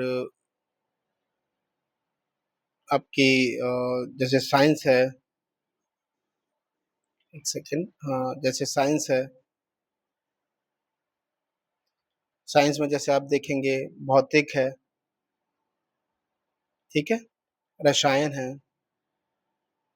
तो इन सारी चीजों के बारे में हम लोग जानेंगे। आइए समझते हैं। सबसे पहले देखें, इतिहास को समझते हैं। चिकित्सा का इतिहास क्या कहता है कि वैदिक काल में चिकित्सकों को अश्विनी कुमार के नाम से जाना जाता था। ठीक, चिकित्सकों को किस नाम से जाना जाता था? तो आपके लिए बेहद महत्वपूर्ण है, अश्विनी कुमार के नाम से जाना जाता था। उन्हें देवता का दर्जा प्राप्त था। ठीक, धन्वंतरी को चिकित्सा का भगवान माना जाता था। रोग, उनके उपचार और चिकित्सा यानी जादुई टोने टोटके के बारे में सबसे पहला उल्लेख कहाँ मिलता है? अथर्ववेद में मिलता है। आत्रेय और अग्निवेश ने बहुत पहले ही 800 ईसा पूर्व में ही आयुर्वेद में सिद्धांतों का विचार किया था। ठीक, किंतु लगभग 600 ईसा पूर्व में रोगों के अधिक प्रायोगिक और युक्ति युक्त उपचारों का युग उभरने लगा। तक्षशिला और वाराणसी का चिकित्सकीय शिक्षा के केंद्र के रूप में उदय हुआ। ठीक है, तो तक्षशिला और वाराणसी का जो है चिकित्सा केंद्र के रूप में उदय होता है। महत्वपूर्ण ग्रंथ देखें चिकित्सा से संबंधित, तो सबसे पहले देखेंगे आप चरक द्वारा लिखित चरक संहिता जो कि आयुर्वेद से संबंधित है। सुश्रुत द्वारा लिखित सुश्रुत संहिता जो है वो शल्य चिकित्सा से संबंधित, उदाहरण के लिए प्लास्टिक सर्जरी। मोतियाबिंद आदि जो है इसमें पहलू देखे जा सकते हैं। उसके बाद माधव द्वारा रचित माधव निदान जिसमें रोग विज्ञान से संबंधित तथ्य हैं। और आचार्य सारंगधर द्वारा सारंग संहिता यानी कि मध्यकाल में जो 13वीं सदी के ग्रंथ है ये, उसमें दवाइयों में अफीम के प्रयोग पर और प्रयोगशालाओं में पेशाब की जांच करने पर बल देता है। ठीक है, अफीम एक्चुअली क्या थी कि एक दर्द निवारक के रूप में इसका प्रयोग होता था। ठीक, चलिए आगे बढ़ते हैं। अगला है भाव मिश्र द्वारा भाव प्रकाश संहिता जिसमें पारंपरिक ग्रंथों में से सबसे नवीनतम आयुर्वेद की लघुत्रयी का हिस्सा है ये। और नेक्स्ट है रस चिकित्सा प्रणाली जिसमें प्राचीन आयुर्वेद की एक शाखा के रूप में इसके विकास का श्रेय नागार्जुन को दिया जाता है। ये 5वीं शताब्दी का। ठीक है, इसमें खनिज दवाओं के माध्यम से रोगों के उपचार से संबंधित है ये सब आपसे पूछा जाता है। ठीक, नेक्स्ट है गणित के रूप में, तो इसमें अंकगणित यानी कि अर्थमेटिक, बीजगणित यानी कि अलजेब्रा, रेखागणित यानी ज्योमेट्री, खगोल शास्त्र यानी एस्ट्रोनॉमी और ज्योतिर्विद्या जो कि एस्ट्रोलॉजी शामिल है। ठीक, ये 1000 ईसा पूर्व से 1000 ईस्वी तक भारतीय गणितज्ञों द्वारा गणित पर बहुत सारे ग्रंथ लिखे गए। बीजगणित की तकनीक और शून्य की संकल्पना का उदय भारत में हुआ। ठीक। हड़प्पा की नगर योजना मापन और रेखागणित के उत्कृष्ट ज्ञान के प्रचलन को ये दर्शाती है। ठीक। बीजगणित को अभिकलन की समानांतर प्रणाली के रूप में मान्यता दी गई। आगे महत्वपूर्ण गणित और उसकी रचनाओं के बारे में जाने तो छठी शताब्दी ईस्वी ईसा पूर्व में बौधायन द्वारा रचित शुल्ब सूत्र, ठीक, पाई का उल्लेख और पाइथागोरस सिद्धांत के समान संकल्पना इसमें दी गई है। ईसा पूर्व दूसरी शताब्दी में अपस्तंभ, जो कि प्रायोगिक रेखागणित, उदाहरण के लिए कोण आदि, और प्रयोजन यानी अग्निविधि। ठीक है। नेक्स्ट बढ़े। आचार्य पिंगल द्वारा रचित चंद्र सहस्त्र यानी तीसरी शताब्दी ईसा पूर्व की है ये चंद्र सहस्त्र। ठीक। इसके बारे में जाने तो द्वि आधारी यानी कि बाइनरी संख्या पद्धति का पहला ज्ञान विवरण मिलता है इसमें। नेक्स्ट बढ़ते हैं आगे। 499 ईस्वी में आर्यभट्ट के जो कृत आर्यभट्टीय है उसमें गणित यानी कि त्रिकोणमिति, बीजगणित, दशमलव पद्धति आदि और खगोल शास्त्र की संकल्पना से ये संबंधित है। इसके प्रयोजन के बारे में देखें तो उपग्रहों की वास्तविक स्थिति, सूर्य और चंद्रमा की गति, ग्रहण का परिकलन, दिशा ज्ञान के लिए ज्वार और तारों का ज्ञान, ठीक, जलवायु और वर्षा के प्रतिरूपों को पहचानना इत्यादि इसमें साक्ष्य के रूप में मिलता है। इसका वर्णन मिलता है। आगे देखते हैं। विद्वान बारामिहिर द्वारा लिखित बृहत संहिता, जो कि छठी शताब्दी ईस्वी की है, इसमें देखें तो ग्रहीय गतिविधियों, खगोल शास्त्र, भविष्यवाणी, आभूषण ज्ञान और भूविज्ञान, शिल्प ज्ञान आदि विभिन्न विषयों पर पुस्तक है ये। आगे देखिए तो 7वीं शताब्दी ईस्वी में ब्रह्मगुप्त द्वारा जो है ब्रह्मसूत्र सिद्धांत है, ये पहली बार शून्य का संख्या के रूप में उल्लेख मिलता है। उन्होंने ऋणात्मक संख्या का आरंभ किया। ठीक। नेक्स्ट बढ़ते हैं। महावीराचार्य कृत, जो कि गणित सार संग्रह है, ये 9वीं शताब्दी ईस्वी का है और वर्तमान समय के अनुरूप अंकगणित की पहली पुस्तक के रूप में इसको देखा जाता है। इसमें उन्होंने लघुत्तम समापवर्तक निकालने की वर्तमान प्रणाली का विवरण दिया है। ठीक है। एलसीएम निकालने का इन्होंने इसमें जो है एक विवरण मिलता है। नेक्स्ट है 12वीं शताब्दी में भास्कराचार्य द्वारा लिखित सिद्धांत शिरोमणि। इसमें देखें तो इसमें बीजगणित, व्रत, ग्रहों और अंक गणित की चर्चा की है।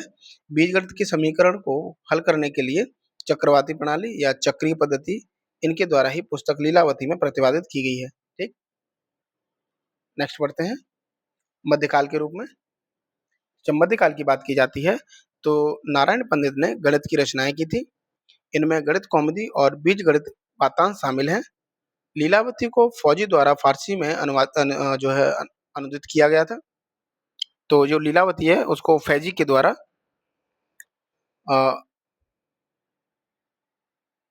अनुवाद किया गया और फिरोज तुगलक ने दिल्ली में और फिरोज शाह बहमनी ने दौलताबाद में वेधशालाओं की स्थापना की थी। ठीक।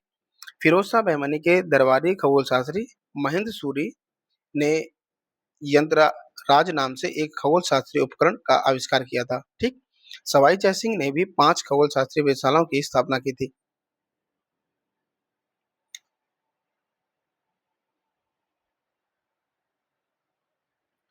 अब आप लोग मुझे कमेंट करके बताइएगा ये जो 5 वेधशालाएं हैं, ये जो सवाई जयसिंह वाली, ये कहाँ कहाँ है, ये बताना है आपको। ठीक है। चलिए नेक्स्ट बढ़ते हैं आगे।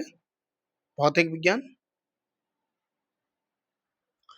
वैदिक काल से ऐसा माना जाता है कि भौतिक विश्व 5 तत्वों यानी कि पंचभूत से निर्मित है, जिन्हें मानव की विभिन्न ज्ञानेंद्रियों और उनसे किए जाने वाले प्रत्यक्ष से संबंधित किया जाता है। ठीक।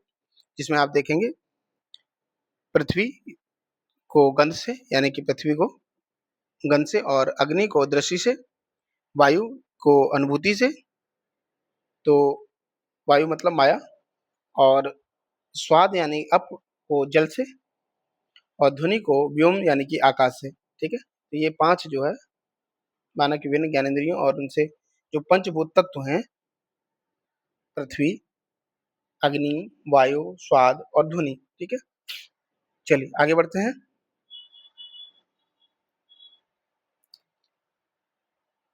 बाद में आए बौद्ध दार्शनिकों ने अवकाश को एक तत्व मानने से इनकार कर दिया एवं इसे जीवन, सुख, दुख से प्रतिस्थापित किया। ठीक? 6ठी शताब्दी ईस्वी में भारतीय दर्शन जो दार्शनिक थे कणाद और पकुदकात्यान ने पहली बार परमाणु के विचारों को प्रतिपादित किया।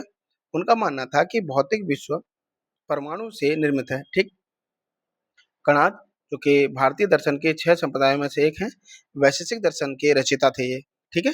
उन्होंने भौतिक विश्व की व्याख्या करते हुए कहा था कि यह ऐसे कणों से निर्मित है जिन्हें मानवीय इंद्रियों से देखा नहीं जा सकता और न तो इन्हें आगे विभाजित किया जा सकता है और ना ही समाप्त किया जा सकता है। आधुनिक परमाणु सिद्धांत में ही यह बात कही गई है। ठीक है? तो ये हमें बहुत पहले ही इसकी जानकारी मिल जाती है। ये जो 6 संप्रदायों में से अगर ये संप्रदाय हमने पढ़े थे तो उसमें जो 6 संप्रदायों की बात की गई थी, वो उसी में से कणाद के बारे में जानते होंगे जो वैशेषिक के दर्शन के रचयिता हैं। ठीक है? चलिए नेक्स्ट पढ़ते हैं आगे रसायन विज्ञान के रूप में। तो कांस्य युग में भारत में धातु कर्म के विकास की शुरुआत हुई। धातु कर्म के इस विकास में कांस्य युग से लौह युग के से गुजरते हुए आज तक की प्रगति का महत्वपूर्ण योगदान है। ठीक है? अब आपको समझ में आ रहा होगा कि किस प्रकार से आपने देखा होगा कि सबसे पहले जो है कांस्य का प्रयोग हुआ तो किन-किन धातुओं को मिलाकर कांसा बनाया गया। ठीक है? तांबा बनाया गया। उसके बाद जो है और भी जो धातु हैं उसका प्रयोग हुआ, फिर लोहे की खोज हुई बाद में। तो ये सब एक रसायन के रूप में ये आपका जो है विकास है। आगे देखें तो भारतीय धातु कर्म का सबसे उत्कृष्ट प्रमाण दिल्ली में महरौली का लौह स्तंभ और बिहार के सुल्तानगंज में गौतम बुद्ध की मूर्तियां हैं। ठीक? नागार्जुन 10वीं सदी के वैज्ञानिक थे। अपने ग्रंथ रत्नाकर में उन्होंने सोना, चांदी, टिन, तांबे जैसी धातुओं के निष्कर्षण का उल्लेख किया। नागार्जुन ने सुश्रुत संहिता के पूरक के रूप में उत्तरांतर की भी रचना की थी। ठीक? जो कि चिकित्सीय दवाओं के निर्माण में से संबंधित है। ये जो जानकारी आपके लिए बेहद महत्वपूर्ण है। आगे बढ़ते हैं और विक्रमादित्य के दरबार के नवरत्नों में से एक जो बारहमेर हैं, इन्होंने ये दावा किया था कि किसी स्थान पर दीमक या पौधों की उपलब्धि उस क्षेत्र के विशेष में जल की उपलब्धता को दर्शाती है।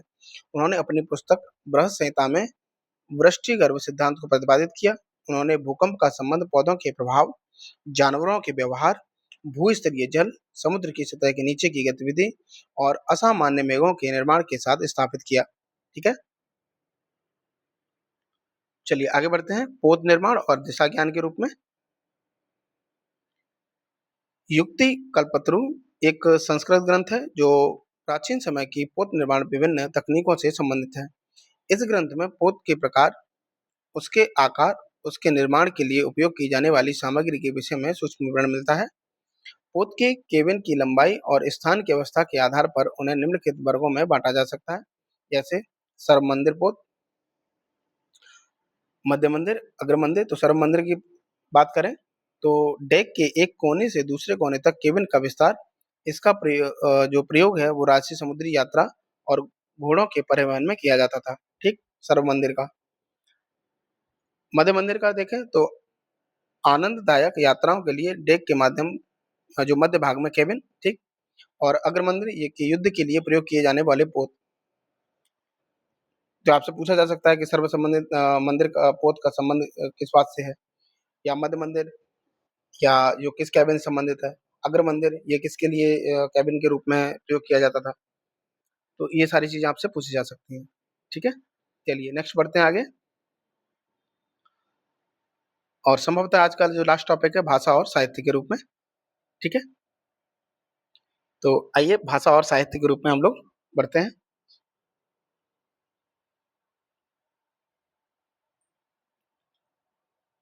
सबसे पहले वर्गीकरण की तरफ बढ़ते हैं तो भारतीय भाषाओं का वर्गीकरण देखेंगे।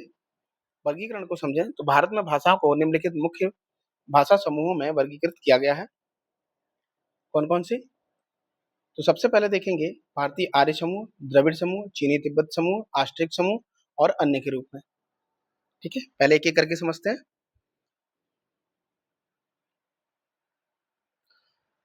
जो भारतीय आर्य समूह है इसमें देखें तो विशाल हिंद यूरोपीय कुल की एक शाखा है। इसका भारत में प्रवेश आर्य जाति के आगमन से हुआ था। ठीक? यह भारत का सबसे बड़ा भाषा समूह है और लगभग 74% भारतीय इस समूह से संबंध भाषाएं बोलते हैं। ठीक है, आगे देखें तो 3 समूहों में विभाजित है।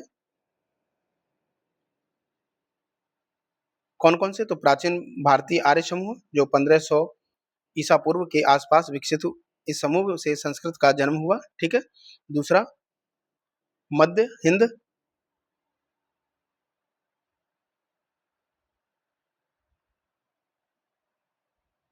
तो मध्य हिंद की अगर बात की जाए तो मध्य हिंद आर्य समूह जो 600 ईसा पूर्व से 1000 ईस्वी की कालावधि में विकसित हुआ।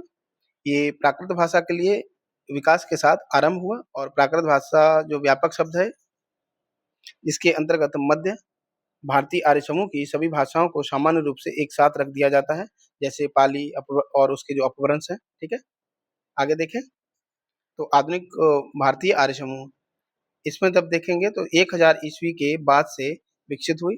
इसमें हिंदी, असमिया, बंगाली, गुजराती, मराठी, पंजाबी, राजस्थानी, सिंधी, उड़िया, उर्दू आदि शामिल है। ठीक है, चलिए नेक्स्ट बढ़ते हैं हम अगले द्रविड़ समूह की तरफ। इसमें देखेंगे तो इसमें मुख्य रूप से वे भाषाएं शामिल हैं जो भारत के दक्षिण भाग में बोली जाती हैं। लगभग 25% भारतीय आबादी इस समूह से संबद्ध भाषाएं बोलती हैं। मुख्य रूप से 3 समूहों में इसको वर्गीकृत किया गया है। कौन-कौन से? तो उत्तरी समूह, इसमें 3 भाषाएं शामिल हैं, अर्थात ब्राहुई, माल्टो और कुरुक। ठीक, ब्राहुई बलूचिस्तान में बोली जाती है, बंगाल और उड़ीसा के आदिवासी क्षेत्रों में माल्टो, जबकि बंगाल, उड़ीसा और बिहार और मध्य प्रदेश में कुरुख बोली जाती है। ठीक, उसके बाद देखें केंद्रीय समूह, तो जो केंद्रीय समूह इसमें 11 भाषाएं शामिल हैं। ये हैं गोंडी, खोंड, कुर्ग, मांडा, पजी, गढ़वा, कोलामी, पेगो, नेकी, कुबी और तेलुगु। केवल तेलुगु एक सभ्य भाषा के रूप में विकसित हुई, जबकि अन्य आदिवासी भाषाएं हैं। ठीक है, तीसरा दक्षिण समूह, इसमें 7 भाषाएं हैं। कौन-कौन सी? कन्नड़, तमिल, मलयालम, तुलु, कोडगु, टोडा और कोटा। इसमें से तमिल सबसे पुरानी भाषा है। ठीक है, चलिए नेक्स्ट पढ़ते हैं।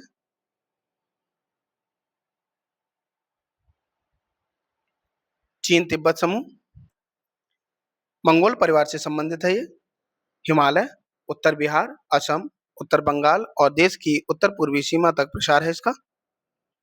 ऐसा माना जाता है कि यह भारतीय आर्य भाषाओं से पुरानी है। प्राचीनतम संस्कृत साहित्य में इसे बोलने वाले किरात नाम से जाने जाते हैं। किस नाम से? किरात नाम से। ठीक है, आगे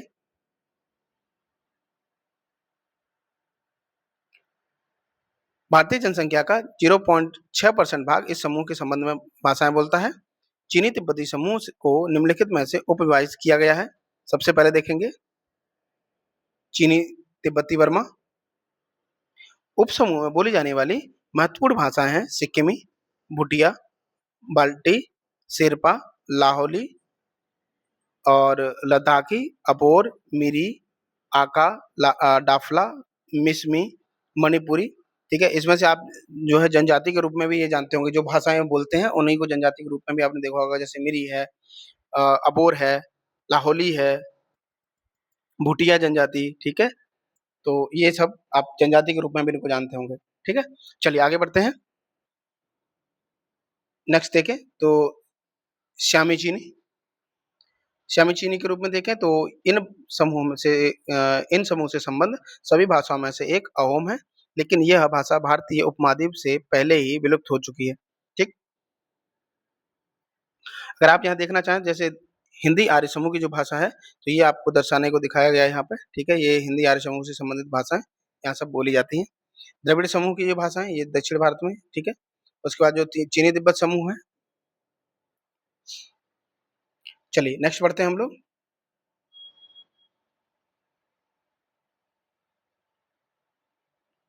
आष्ट्रिक समूह, इन समूह की भाषाओं का संबंध आस्ट्रो एशियाई उपभाषा परिवार से है। इसका प्रतिनिधित्व मुंडा या कोल समूह की भाषाओं द्वारा किया जाता है। यह केंद्रीय और पूर्वी और उत्तर-पूर्वी भारत में बोली जाती हैं। इनमें से कुछ मोन, खमेर समूह, खासी और निकोबारी समूह से संबद्ध है। ठीक है? चलिए नेक्स्ट बढ़ते हैं। इन भाषाओं का अस्तित्व आर्य जाति के आगमन से बहुत पहले से है और प्राचीन सांस्कृतिक साहित्य में इन्हें निषाद के नाम से जाना जाता है। ठीक है? इस समूह की सबसे महत्वपूर्ण भाषा संथाली है, जिसे झारखंड, बिहार और बंगाल के संथाल जनजातीय लोगों द्वारा बोला जाता है। ठीक? चलिए अन्य में देखें तो इस समूह में गोंडी, उरावी, ब्रजी आदि जैसी द्रविड़ आदिवासी भाषाएं शामिल हैं। ये बहुत विशिष्ट हैं और इन्हें उपयुक्त समूहों में वर्गीकृत नहीं किया जा सकता। ठीक है? तो ये सारी चीजें थी। अब इसके बाद नेक्स्ट बढ़ते हैं हम लोग। कुछ नोट दिया है तो वो भी पढ़ लेते हैं। प्राकृत का संबंध सामान्य जनता से था। दूसरी ओर संस्कृत एक रूढ़िवादी भाषा थी। इसमें नियत नियम होते थे और इसका प्रयोग विद्वान और अभिजात्य वर्ग यानी कि विशेषकर ब्राह्मणों द्वारा किया जाता था। प्राकृत का प्रयोग जैनों के आगमन में होता था। ठीक है?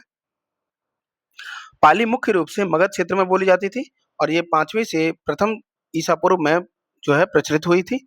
यह संस्कृत से निकट रूप से संबंधित है। तो ये जो पाली है ये 5वीं से प्रथम ईसा पूर्व जो है प्रचलित हुई और पाली की रचनाएं जो है सामान्य रूप से ब्राह्मी लिपि में लिखी जाती थी और बौद्धों के त्रिपिटक भी पाली में लिखे गए हैं। ठीक? 6वीं और 7वीं शताब्दी तक अपभ्रंश का विकास होना शुरू हो गया। भ्रष्ट और जो है व्याकरण वाली यह एक व्यापक पद है। यानी कि जो अपभ्रंश थे यानी कि ये भ्रष्ट और गैर व्याकरणविद जो भाषा जो विकास होने लगा उसको अपभ्रंश के रूप में देखा गया। यानी बिगड़ते-बिगड़ते उसका रूप बदल गया। यह एक व्यापक पद है जिसमें संस्कृत और यहाँ तक कि प्राकृत को छोड़ करके अन्य सभी बोलियां समाहित हो जाती हैं। यह मध्य से आधुनिक भारतीय आर्य भाषा समूहों के बीच संक्रमण को दर्शाती हैं। ठीक? द्रविड़ समूह की 21 भाषाओं में से 4 मुख्य भाषाएं तेलुगु यानी कि सभी द्रविड़ भाषाओं में से सबसे ज्यादा बोली संख्या जाने वाली। ठीक है? और तमिल जो कि भाषा का सबसे पुराना और शुद्ध रूप, कन्नड़, मलयालम द्रविड़ समूह में सबसे छोटी आधुनिक भाषा। ठीक? चलिए अब भारतीय जो शास्त्रीय भाषाएं हैं इसके बारे में जब हम जाने तो सबसे पहले इसके मापदंड को देखेंगे। तो जब मापदंड की बात की जाती है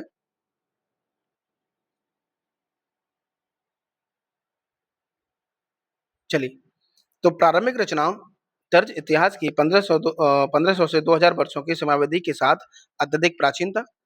प्राचीन साहित्य रचनाओं की कोई ऐसी विषय वस्तु जिसे इस भाषा को बोलने वाले लोग मूल्यवान धरोहर के रूप में समझे।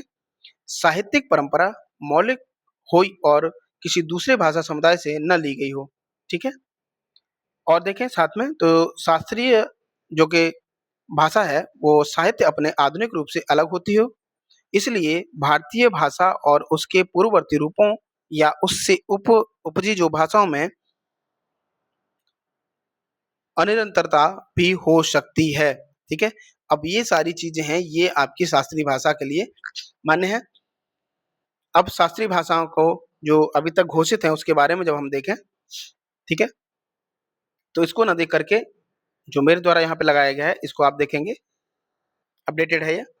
तो सबसे पहले देखेंगे कि जो तमिल है वो 2004 में जोड़ी गई, संस्कृत 2005 में और कन्नड़ 2008 में, तेलुगु 2008 में, मलयालम 2013 में, ओडिशा 2014 में और मराठी 2024 में। और मराठी से लेकर के मराठी, बंगाली जो है असमी और पाली और जो प्राकृत इन भाषाओं को 2024 में जोड़ा गया।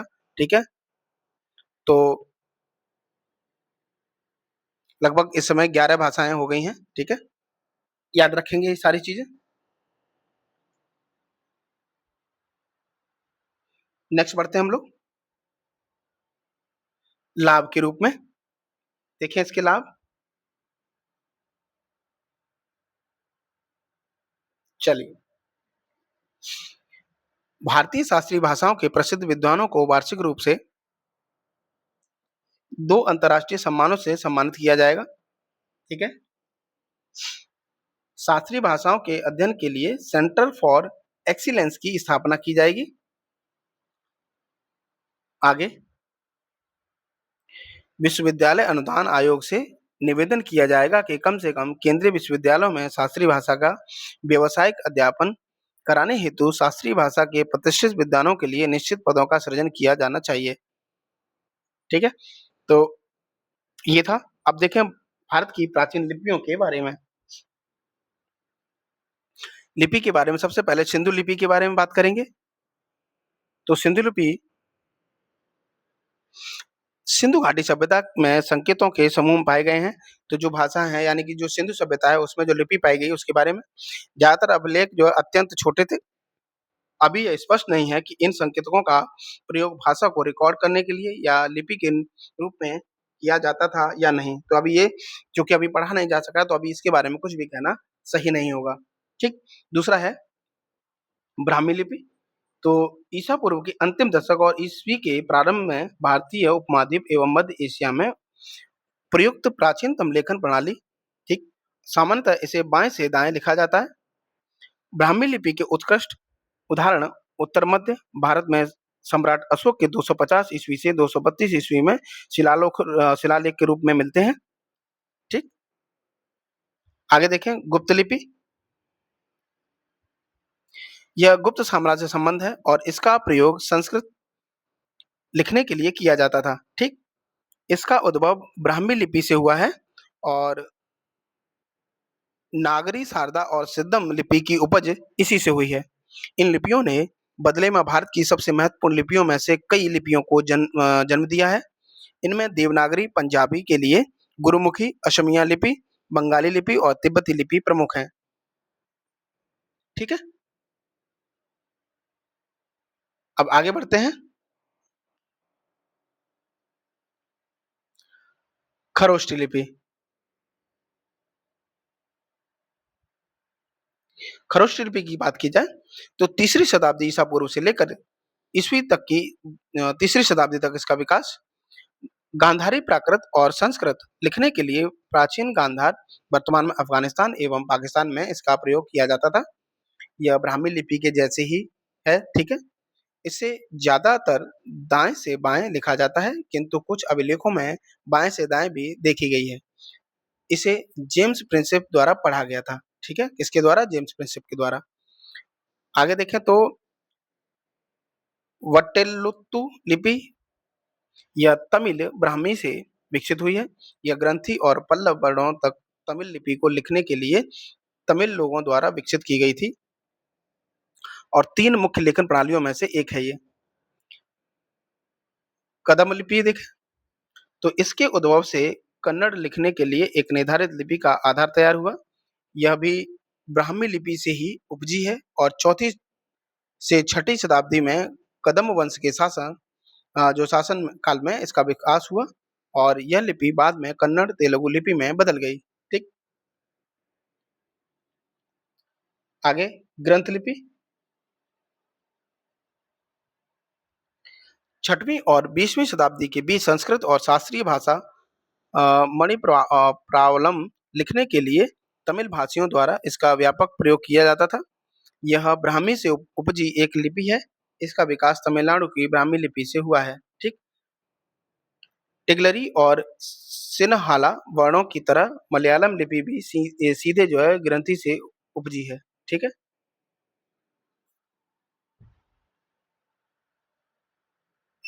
इस रिव्यू को आप देख सकते हैं, ये सारी चीजें हैं इसमें। तो अगली है शारदा लिपि। ब्राह्मी लिपि कुल की एक लेखन प्रणाली। इसका विकास 8वीं शताब्दी के लगभग हुआ था। इसका प्रयोग संस्कृत और कश्मीरी लिखने के लिए किया जाता था। ठीक, अगली है गुरुमुखी लिपि। इसका विकास शारदा लिपि से हुआ था और इसे गुरु अंगद द्वारा 16वीं शताब्दी में मानकीकृत किया गया था। ठीक है, आगे समझे तो समस्त गुरु ग्रंथ साहिब इसी लिपि में लिखा गया था। ठीक है, जो कि इस लिपि का प्रयोग सामान्य रूप से सिखों और हिंदुओं द्वारा पंजाबी भाषा लिखने के लिए किया जाता था। ठीक, चलिए नेक्स्ट बढ़ते हैं आगे। देखिए मोदी लिपि है ना, मराठी भाषा लिखने के लिए प्रयोग की जाती है मोदी लिपि। मोदी जी को बता दीजिएगा, आपके नाम पे लिपि भी है। अन्य भाषाएं जैसे उर्दू, कन्नड़, गुजराती, हिंदी और तमिल भी मोदी लिपि में लिखी जाती हैं। ठीक है, चलिए नेक्स्ट बढ़ते हैं। देवनागरी लिपि।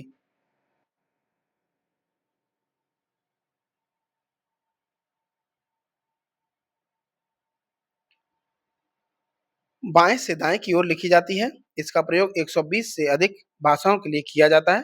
इसमें हिंदी, मराठी, नेपाली, पाली, कोंकणी, बोडो, सिंधी, मैथिली आदि शामिल हैं।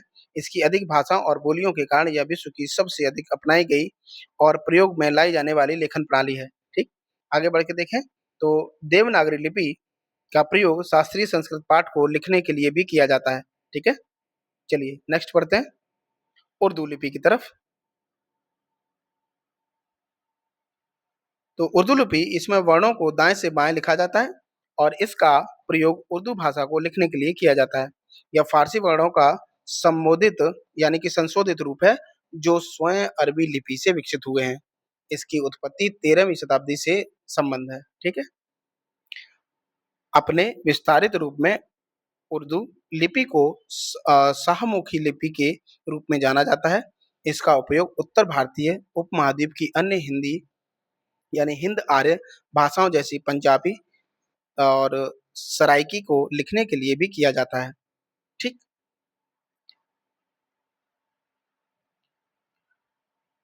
बोलते बोलते मैं भूल जाता हूँ कि मुझे बहुत धीरे बोलना है। ठीक है, और मैं तेज हो जाता हूँ बोलते बोलते, क्योंकि आदत है। और इसीलिए डॉक्टर साहब ने कहा है कि रेस्ट कर लीजिए, पर नजदीक है परीक्षा आपकी, रेस्ट करना मेरे लिए स्वाभाविक नहीं होगा। कोई नहीं, आ, बस इसके जस्ट बाद हम दवा लेंगे, थोड़ा आराम करेंगे। तो चलिए, आप लोग पढ़ते रहिए। हालांकि आगे बढ़ते हैं हम लोग। भारतीय साहित्य। भारतीय साहित्य की तरफ जब हम बढ़ते हैं तो संस्कृत साहित्य के रूप में सबसे पहले देखें, जिसमें हम शास्त्रीय संस्कृत साहित्य और हिंदू साहित्य के रूप में। ठीक है, तो शास्त्रीय संस्कृत साहित्य के रूप में देखेंगे तो संस्कृत कविता और संस्कृत नाटक। ठीक, लेकिन हिंदू साहित्य के रूप में जब आप बढ़ेंगे इसी संस्कृत साहित्य में, तो आप कई चीजों को देखेंगे, जैसे वेद, संहिता, ब्राह्मण, आरण्यक, उपनिषद और पुराण। ठीक,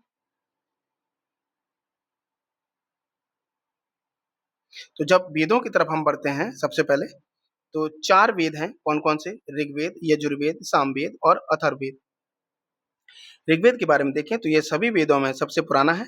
ये 1200 से 900 ईसा पूर्व में संकलित हुआ। सांसारिक समृद्धि और प्राकृतिक सौंदर्य पर केंद्रित है। ये विभिन्न देवताओं को समर्पित स्तुति, विशेष रूप से इससे इनके प्रमुख देवता इंद्र के लिए है ये। ठीक है, तो आपको पता है कि सबसे ज्यादा इंद्र का वर्णन इसमें मिलता है। आगे देखें यजुर्वेद। यजुर्वेद की जब बात की जाती है तो यजु त्याग को संकेतित करता है और इस वेद के केंद्र में वैदिक काल में विभिन्न प्रकार के परित्याग के अनुष्ठान और मंत्र हैं इसमें। सामवेद की अगर बात की जाए तो इनका नाम शाम के नाम पर रखा गया है, जिसका अर्थ है मधुर गीत। ठीक, इसके केंद्र में गीत और संगीत हैं। इसमें श्रोता जो स्रोत हैं वो गान, अ, असंलग्न छंद और 16,000 राग जो कि संगीतमय धुन और रागनियां हैं। इसे मंत्रों की पुस्तक भी कहा जाता है। ठीक, अथर्ववेद को देखें तो इसे ब्रह्मवेद के नाम से भी जाना जाता है। ठीक है, यह दो ऋषियों अथर्व और अंगिरा से संबंधित है।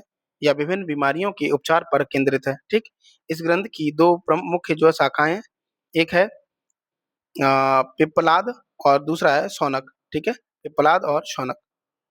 चलिए नेक्स्ट बढ़ते हैं आगे संहिता की तरफ। संहिता को देखें तो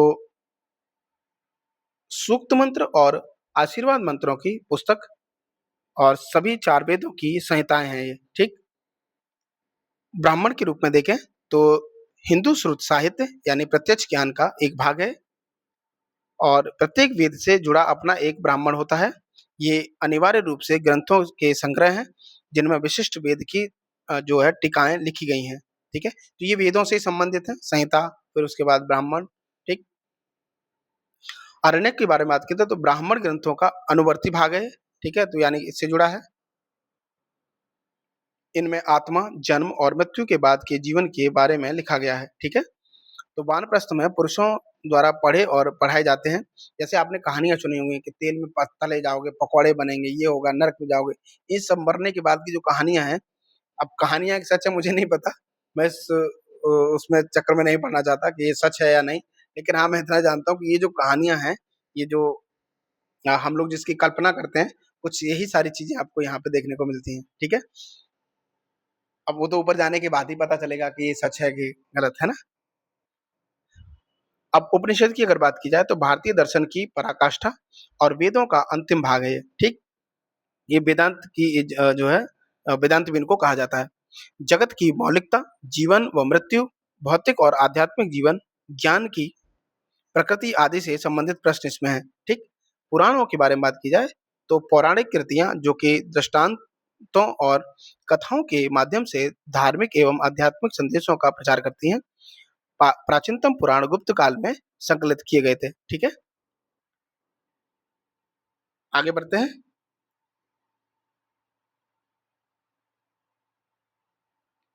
और संस्कृत नाटक लेखक, ठीक है, उनके बारे में जानेंगे। तो सबसे पहले देखिए, ये सब बहुत पूछा जाता है, आपका यूपीएससी और यूपीपीसीएस ये बहुत पूछता है, ठीक है?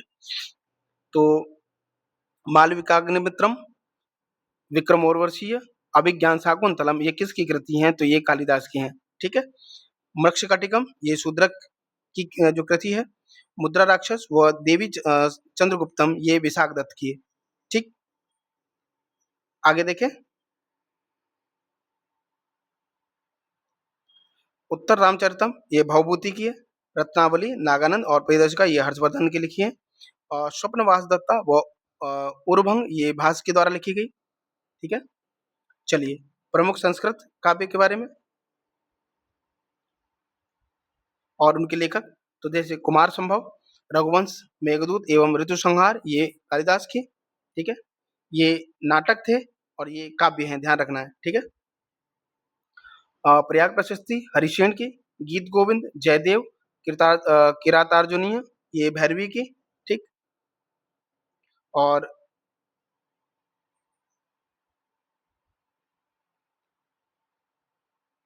शिशुपाल वध ये माघ की, ठीक है?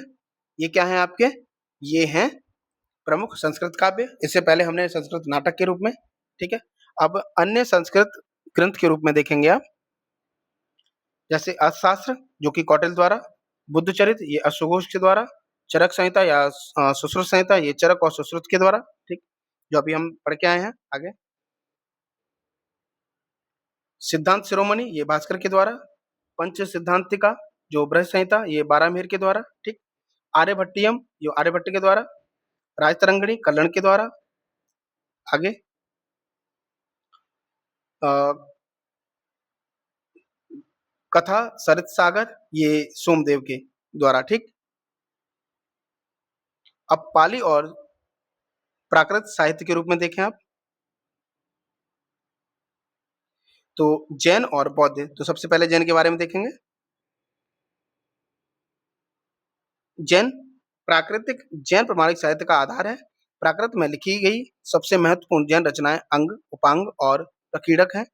जैनियों द्वारा छेदव सूत्र, मूल सूत्र को भी पवित्र माना जाता है, ठीक? धर्म वैधानिक या धार्मिक ग्रंथ के रूप में देखेंगे और धर्म वैधानिक साहित्यिक रचनाओं के रूप में देखेंगे, ठीक है? चलिए, तो दोनों को समझते हैं। धर्म वैधानिक या धार्मिक ग्रंथ के रूप में जैसे जैन आगम, गांधार द्वारा संकलित जो कि महावीर के शिष्य थे, तो ये किसके द्वारा? गांधार द्वारा। श्वेतांबरों के लिए महत्वपूर्ण है ये। और दिगंबर संप्रदाय के मतानुसार मौलिक पाठ बहुत पहले ही गायब हो चुके थे, आगमों की प्रामाणिकता को स्वीकार नहीं करते। दो कर्मों यानी कि कर्म भ्रत और कासाय प्रभृत को जो है पवित्र मानते थे ये, ठीक? धर्म वैधानिक साहित्य रचनाएं देखें तो इसमें भद्रबाहु द्वारा रचित उवाद संग्रह स्रोत, कल्पसूत्र, आचार्य कुंदकुंद का जो है समयसार और नियमसार, समंतभद्र द्वारा रचित रत्नकरण और श्रावकाचार और अप्तमीमांसा, ठीक है? ये रचित हैं। उसके बाद देखें कन्नड़ साहित्य के 3 रत्न जो कि पंप, पुण्य और रत्न जैसे साहित्य से भी संबंधित थे। ठीक है? आगे बौद्ध धर्म से संबंधित धर्म वैधानिक या धार्मिक पाठ और धर्म वैधानिक या साहित्यिक रचनाएँ जातक के रूप में देखेंगे। तो सबसे पहले इसमें त्रिपिटक, ठीक है? 1 सेकंड। हाँ जी, त्रिपिटक जो कि 3 पिटारा शामिल है, इसमें विनय पिटक, सुत्त पिटक और अभिधम पिटक, ठीक है? तो जो विनय पिटक है, इसमें बौद्ध भिक्षुओं द्वारा पालन किए जाने वाले नियम और विनिमय हैं, ठीक है? सुत्त पिटक में इसमें बुद्ध के संवाद और भाषण संकलित हैं, जो कि नैतिकता और नीतिपरायण धर्म से संबंधित है। अभिधम पिटक की बात की जाए तो यह दर्शन और तत्व ज्ञान से बारे में दिया गया है, ठीक? धर्म वैधानिक साहित्य रचनाएँ देखें, जैसे जातक कथाएँ, इसमें बुद्ध के पिछले जन्म की कहानियों और बौद्ध सत्यों की कहानियां संकलित हैं। अन्य बौद्ध साहित्य ग्रंथों में देखें तो दीपवंश, मिलिंद महावंश, महावस्तु, ललित विस्तार सूत्र, उदान, बोधिवंश, उदनवर्ग और महाविवाह शास्त्र, अभिधर्म मोक्ष, विशुद्धिमग्ग आदि शामिल हैं। ठीक है? कभी कभी ये पूछ लिया जाता है कि ये किस धर्म से संबंधित पुस्तक है या रचना है, तो आपको बता देना है। चलिए नेक्स्ट बढ़ते हैं आगे द्रविड़ साहित्य की तरफ।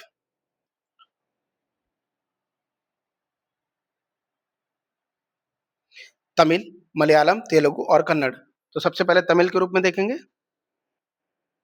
संगम साहित्य और संगम साहित्य के अलावा अन्य तमिल पाठ। ठीक, चलिए संगम साहित्य की अगर बात की जाए तो 300 ईसा पूर्व और 300 ईस्वी के बीच संगम काल में रचित और संकलित हैं ये। संगम साहित्य के दो प्रमुख दर्शन जो कि अहम या अगम, ये मानवीय पक्षों की अमूर्त रचनाओं जैसे कि प्रेम, लैंगिक संबंध आदि पर ध्यान केंद्रित करता है। दूसरा पुरम,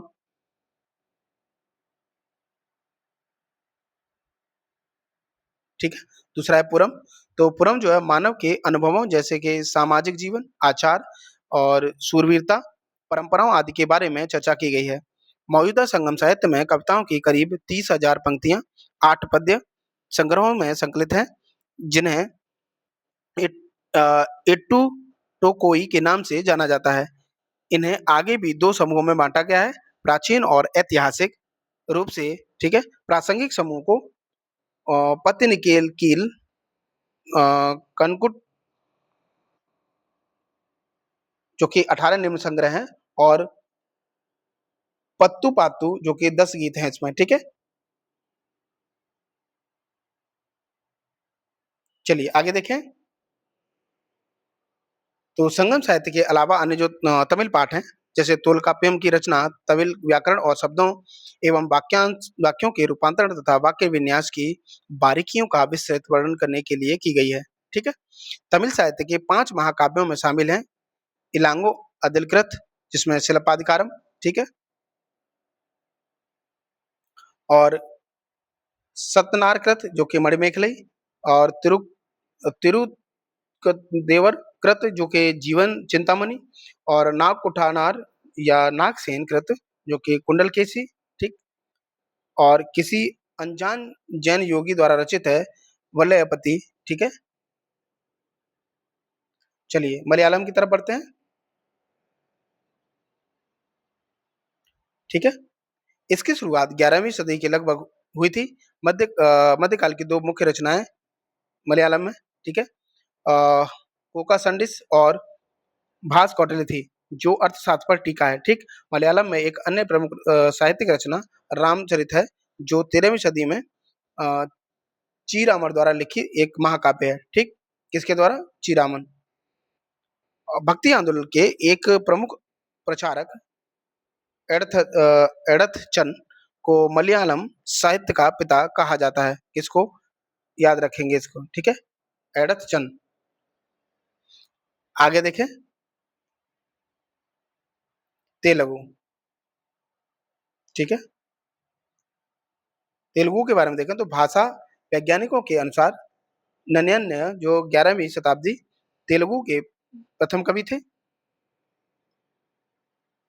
नन्य, ठीक है, याद रखेंगे इसको। और विजयनगर काल को तमिल साहित्य का स्वर्ण काल कहा जाता है। ठीक, विजयनगर काल को। रचना सोमनाथ द्वारा रचित उत्तर हरिवंश एक महत्वपूर्ण रचना है। कृष्णदेव राय जो कि 1509 से 1529 ने अमुक्त माल्यद नाम से एक कविता की रचना की थी। इनके दरबार से 8 ज्ञानी साहित्यिक व्यक्ति संबंधित थे। अष्टदिग्गज जिनमें से सबसे महत्वपूर्ण अल्लाशनी यानी कि जो पेद्दना मनुचरित ये थे, ठीक है, महत्वपूर्ण थे ये। चलिए नेक्स्ट बढ़ते हैं कन्नड़ की तरफ। हाँ जी, तो जैन विद्वानों ने कन्नड़ साहित्य का आरंभ किया, ठीक है, किसने? जैन विद्वानों ने। माधवकृत धर्मनाथ पुराण 15वें तीर्थंकर के जीवन पर लिखी गई है। इस काल की जैन शिक्षा पर उरित्ता विलास द्वारा धर्म परीक्षा की रचना की गई थी, ठीक। नृपतुंग अमोघ वर्ष प्रथम जो कि एक शक्तिशाली राष्ट्रकूट राजा द्वारा कविराज मार्ग लिखी गई थी।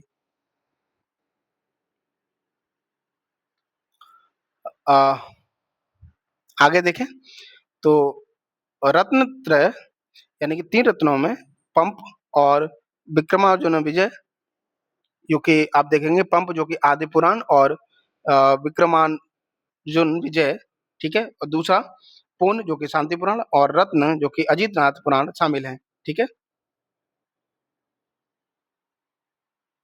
चलिए अब देखते हैं कुछ और पुस्तकें। तो सबसे पहले संगम के बारे में जानेंगे और उनसे संबंधित सारी चीजों को। तो जो संगम हुए जो साउथ में, दक्षिण में, उन संगमों के बारे में जानकारी मिलती है। उस जानकारी को हम लोग साझा करते हैं आपके साथ। सबसे पहले जो संगम है, जो पहला संगम है या शीर्ष संगम है, ये कहाँ हुआ था? तो पांडे हुआ था, ठीक है। संगठन का स्थान मदुरै था। अध्यक्ष कौन थे? तो अगस्त थे। पुस्तकें, कोई भी पुस्तक बच नहीं पाई है इसमें, ठीक है। व्याकरण के रूप में अगस्त्यम का उपयोग। दूसरा देखें तो दूसरा जो या मध्यम संगम, ये भी कहाँ हुआ? जो है राज्य कौन सा था? पांड्य में हुआ था। जो चोल पांड्य जो 3 राज्य थे, ठीक है। तो उसमें जो पांड्य राज्य था उसमें, और कहाँ हुआ था? तो पहला मदुरै में हुआ था, दूसरा कहाँ हुआ था? तो कपाटपुरम में हुआ था ये, ठीक। अध्यक्ष कौन थे? तो प्रारंभ में अगस्त्य ऋषि थे और बाद में उनके शिष्य तोलकापियर ने अध्यक्षता की थी, ठीक। लगभग 2000 कविताओं का संग्रहित कर तोलकाप्पियम में जो है संकलित किया गया था, तमिल व्याकरण की पाठ्य पुस्तक, ठीक। चलिए तीसरा संगम, ये भी पांड्य राज्य में हुआ, मदुरै में हुआ ये, ठीक है। और नक्कीरर जो है अध्यक्ष के रूप में। संगम साहित्य का अधिकतम मौजूदा ग्रंथ संग्रह इसी दौरान लिखा गया था। तो जो अभी जो ग्रंथ मौजूद हैं वो इसी तीसरे संगम के समय में लिखे गए थे, ठीक। चलिए मध्यकाल का साहित्य के रूप में देखें। मध्यकाल का साहित्य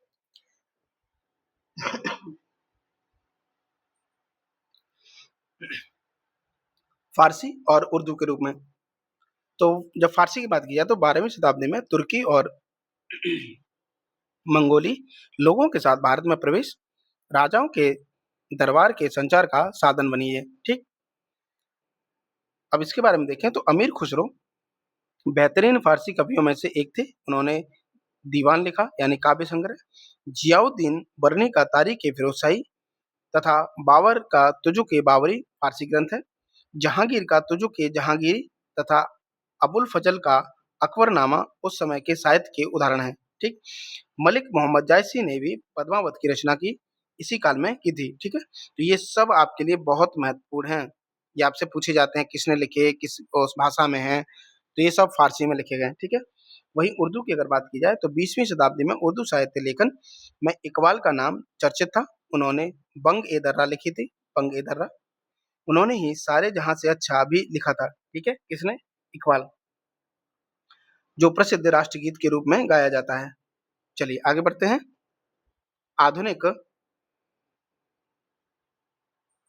साहित्य के रूप में, ठीक है। तो पंजाबी साहित्य, कश्मीरी साहित्य, पश्चिमी भारत, पूर्वी भारत और हिंदी के रूप में। तो चलिए बढ़ते हैं हम लोग। पंजाबी साहित्य के रूप में। पंजाबी साहित्य की बात की जाए तो इसकी रचना 2 मुख्य लिपियों में की जाती है, फारसी और गुरमुखी। सिखों का धार्मिक ग्रंथ आदि ग्रंथ विश्व की उत्कृष्ट रचनाओं में से एक है। तो जो आदि ग्रंथ है, वो विश्व की उत्कृष्ट रचनाओं में से एक है। इसका अधिकतर भाग गुरुमुखी लिपि में लिखा गया है।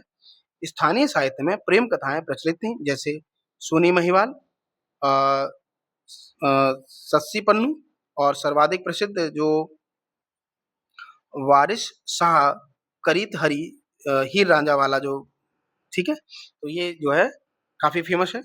बाबा फरीद और बुल्ले शाह का सूफ़ी काव्य, ठीक है? अत्यधिक प्रसिद्ध है। वहीं कश्मीरी साहित्य के रूप में बात की जाए तो कश्मीरी साहित्य की शुरुआती रचना कल्लड़ की राजतरंगिणी थी, जो संस्कृत में लिखी गई थी। मध्यकाल की शुरुआत में जब भक्ति आंदोलन अपने चरम पर था, तब कश्मीरी भाषा को अपनी पहली कवियत्री लाल अ, लाल देद मिली, ठीक है? तो पहली कवियत्री लाल देद मिली, जो शिव की रहस्यवादी भक्ति, ठीक है? स्थानीय लोग कश्मीरी भाषा का प्रयोग करते थे और इस पर फारसी और हिंदी का प्रभाव था, ठीक है? अब देखेंगे पश्चिमी, तो जब पश्चिमी की बात की जाए, तो पश्चिमी में हम देखेंगे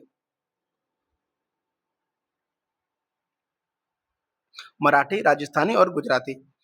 तो मराठी, जो कि मराठी की सबसे पुरानी रचना 13वीं शताब्दी में संत ज्ञानेश्वर द्वारा लिखी गई थी।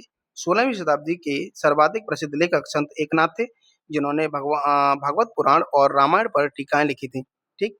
उन्होंने स्थानीय भाषा में कृतियों की रचना की थी। तुकाराम और रामदास अन्य मुख्य लेखक जो उल्लेखनीय भक्ति कवि हैं, ठीक है?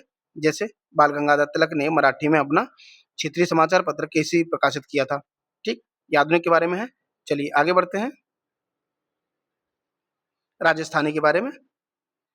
तो काल्पनिक साहित्य के 2 मुख्य रूप डिंगल और पिंगल, ठीक है? डिंगल और पिंगल।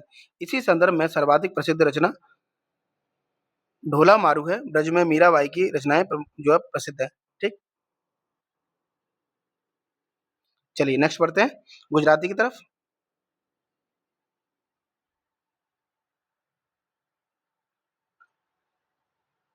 भक्ति आंदोलन ने साहित्य को प्रभावित किया।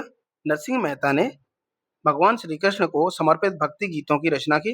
गुजराती साहित्य में डॉक्टर के एम मुंशी सफलता के शिखर पर पहुंचे, जिन्होंने काल्पनिक और अकाल्पनिक यानी कि ऐतिहासिक रचनाएं भी लिखी, ठीक?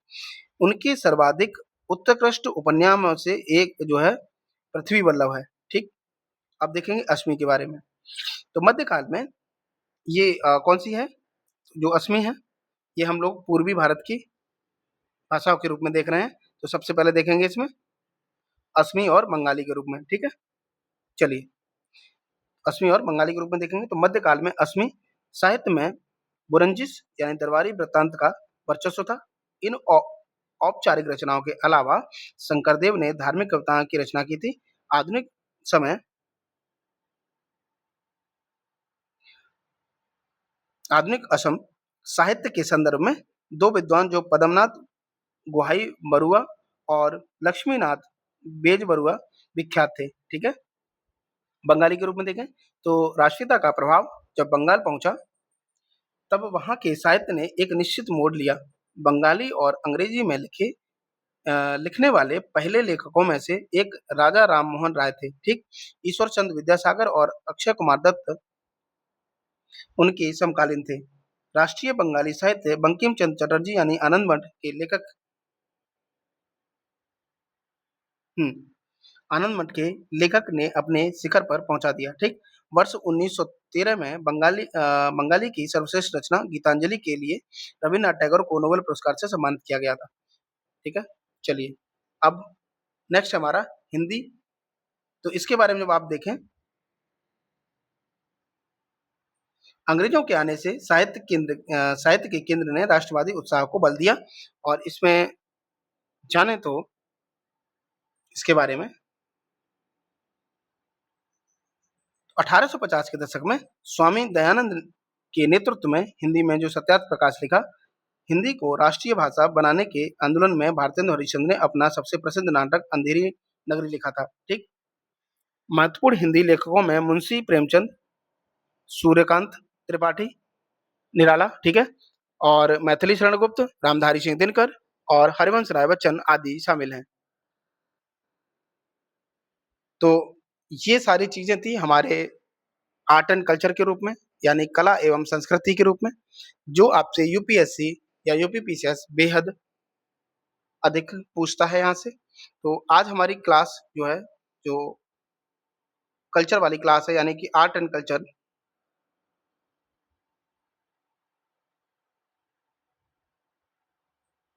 इसको हमने कंप्लीट कर लिया है, पूर्ण कर लिया है, ठीक है? तो आज क्लास हम यहीं ऑफ करेंगे और मिलेंगे आपसे अगली क्लास में। तब तक आप सभी लोग अपना ख्याल रखिए, अच्छे से पढ़ाई करते रहिए, स्वास्थ्य ठीक रखिए अपना, ठीक है? और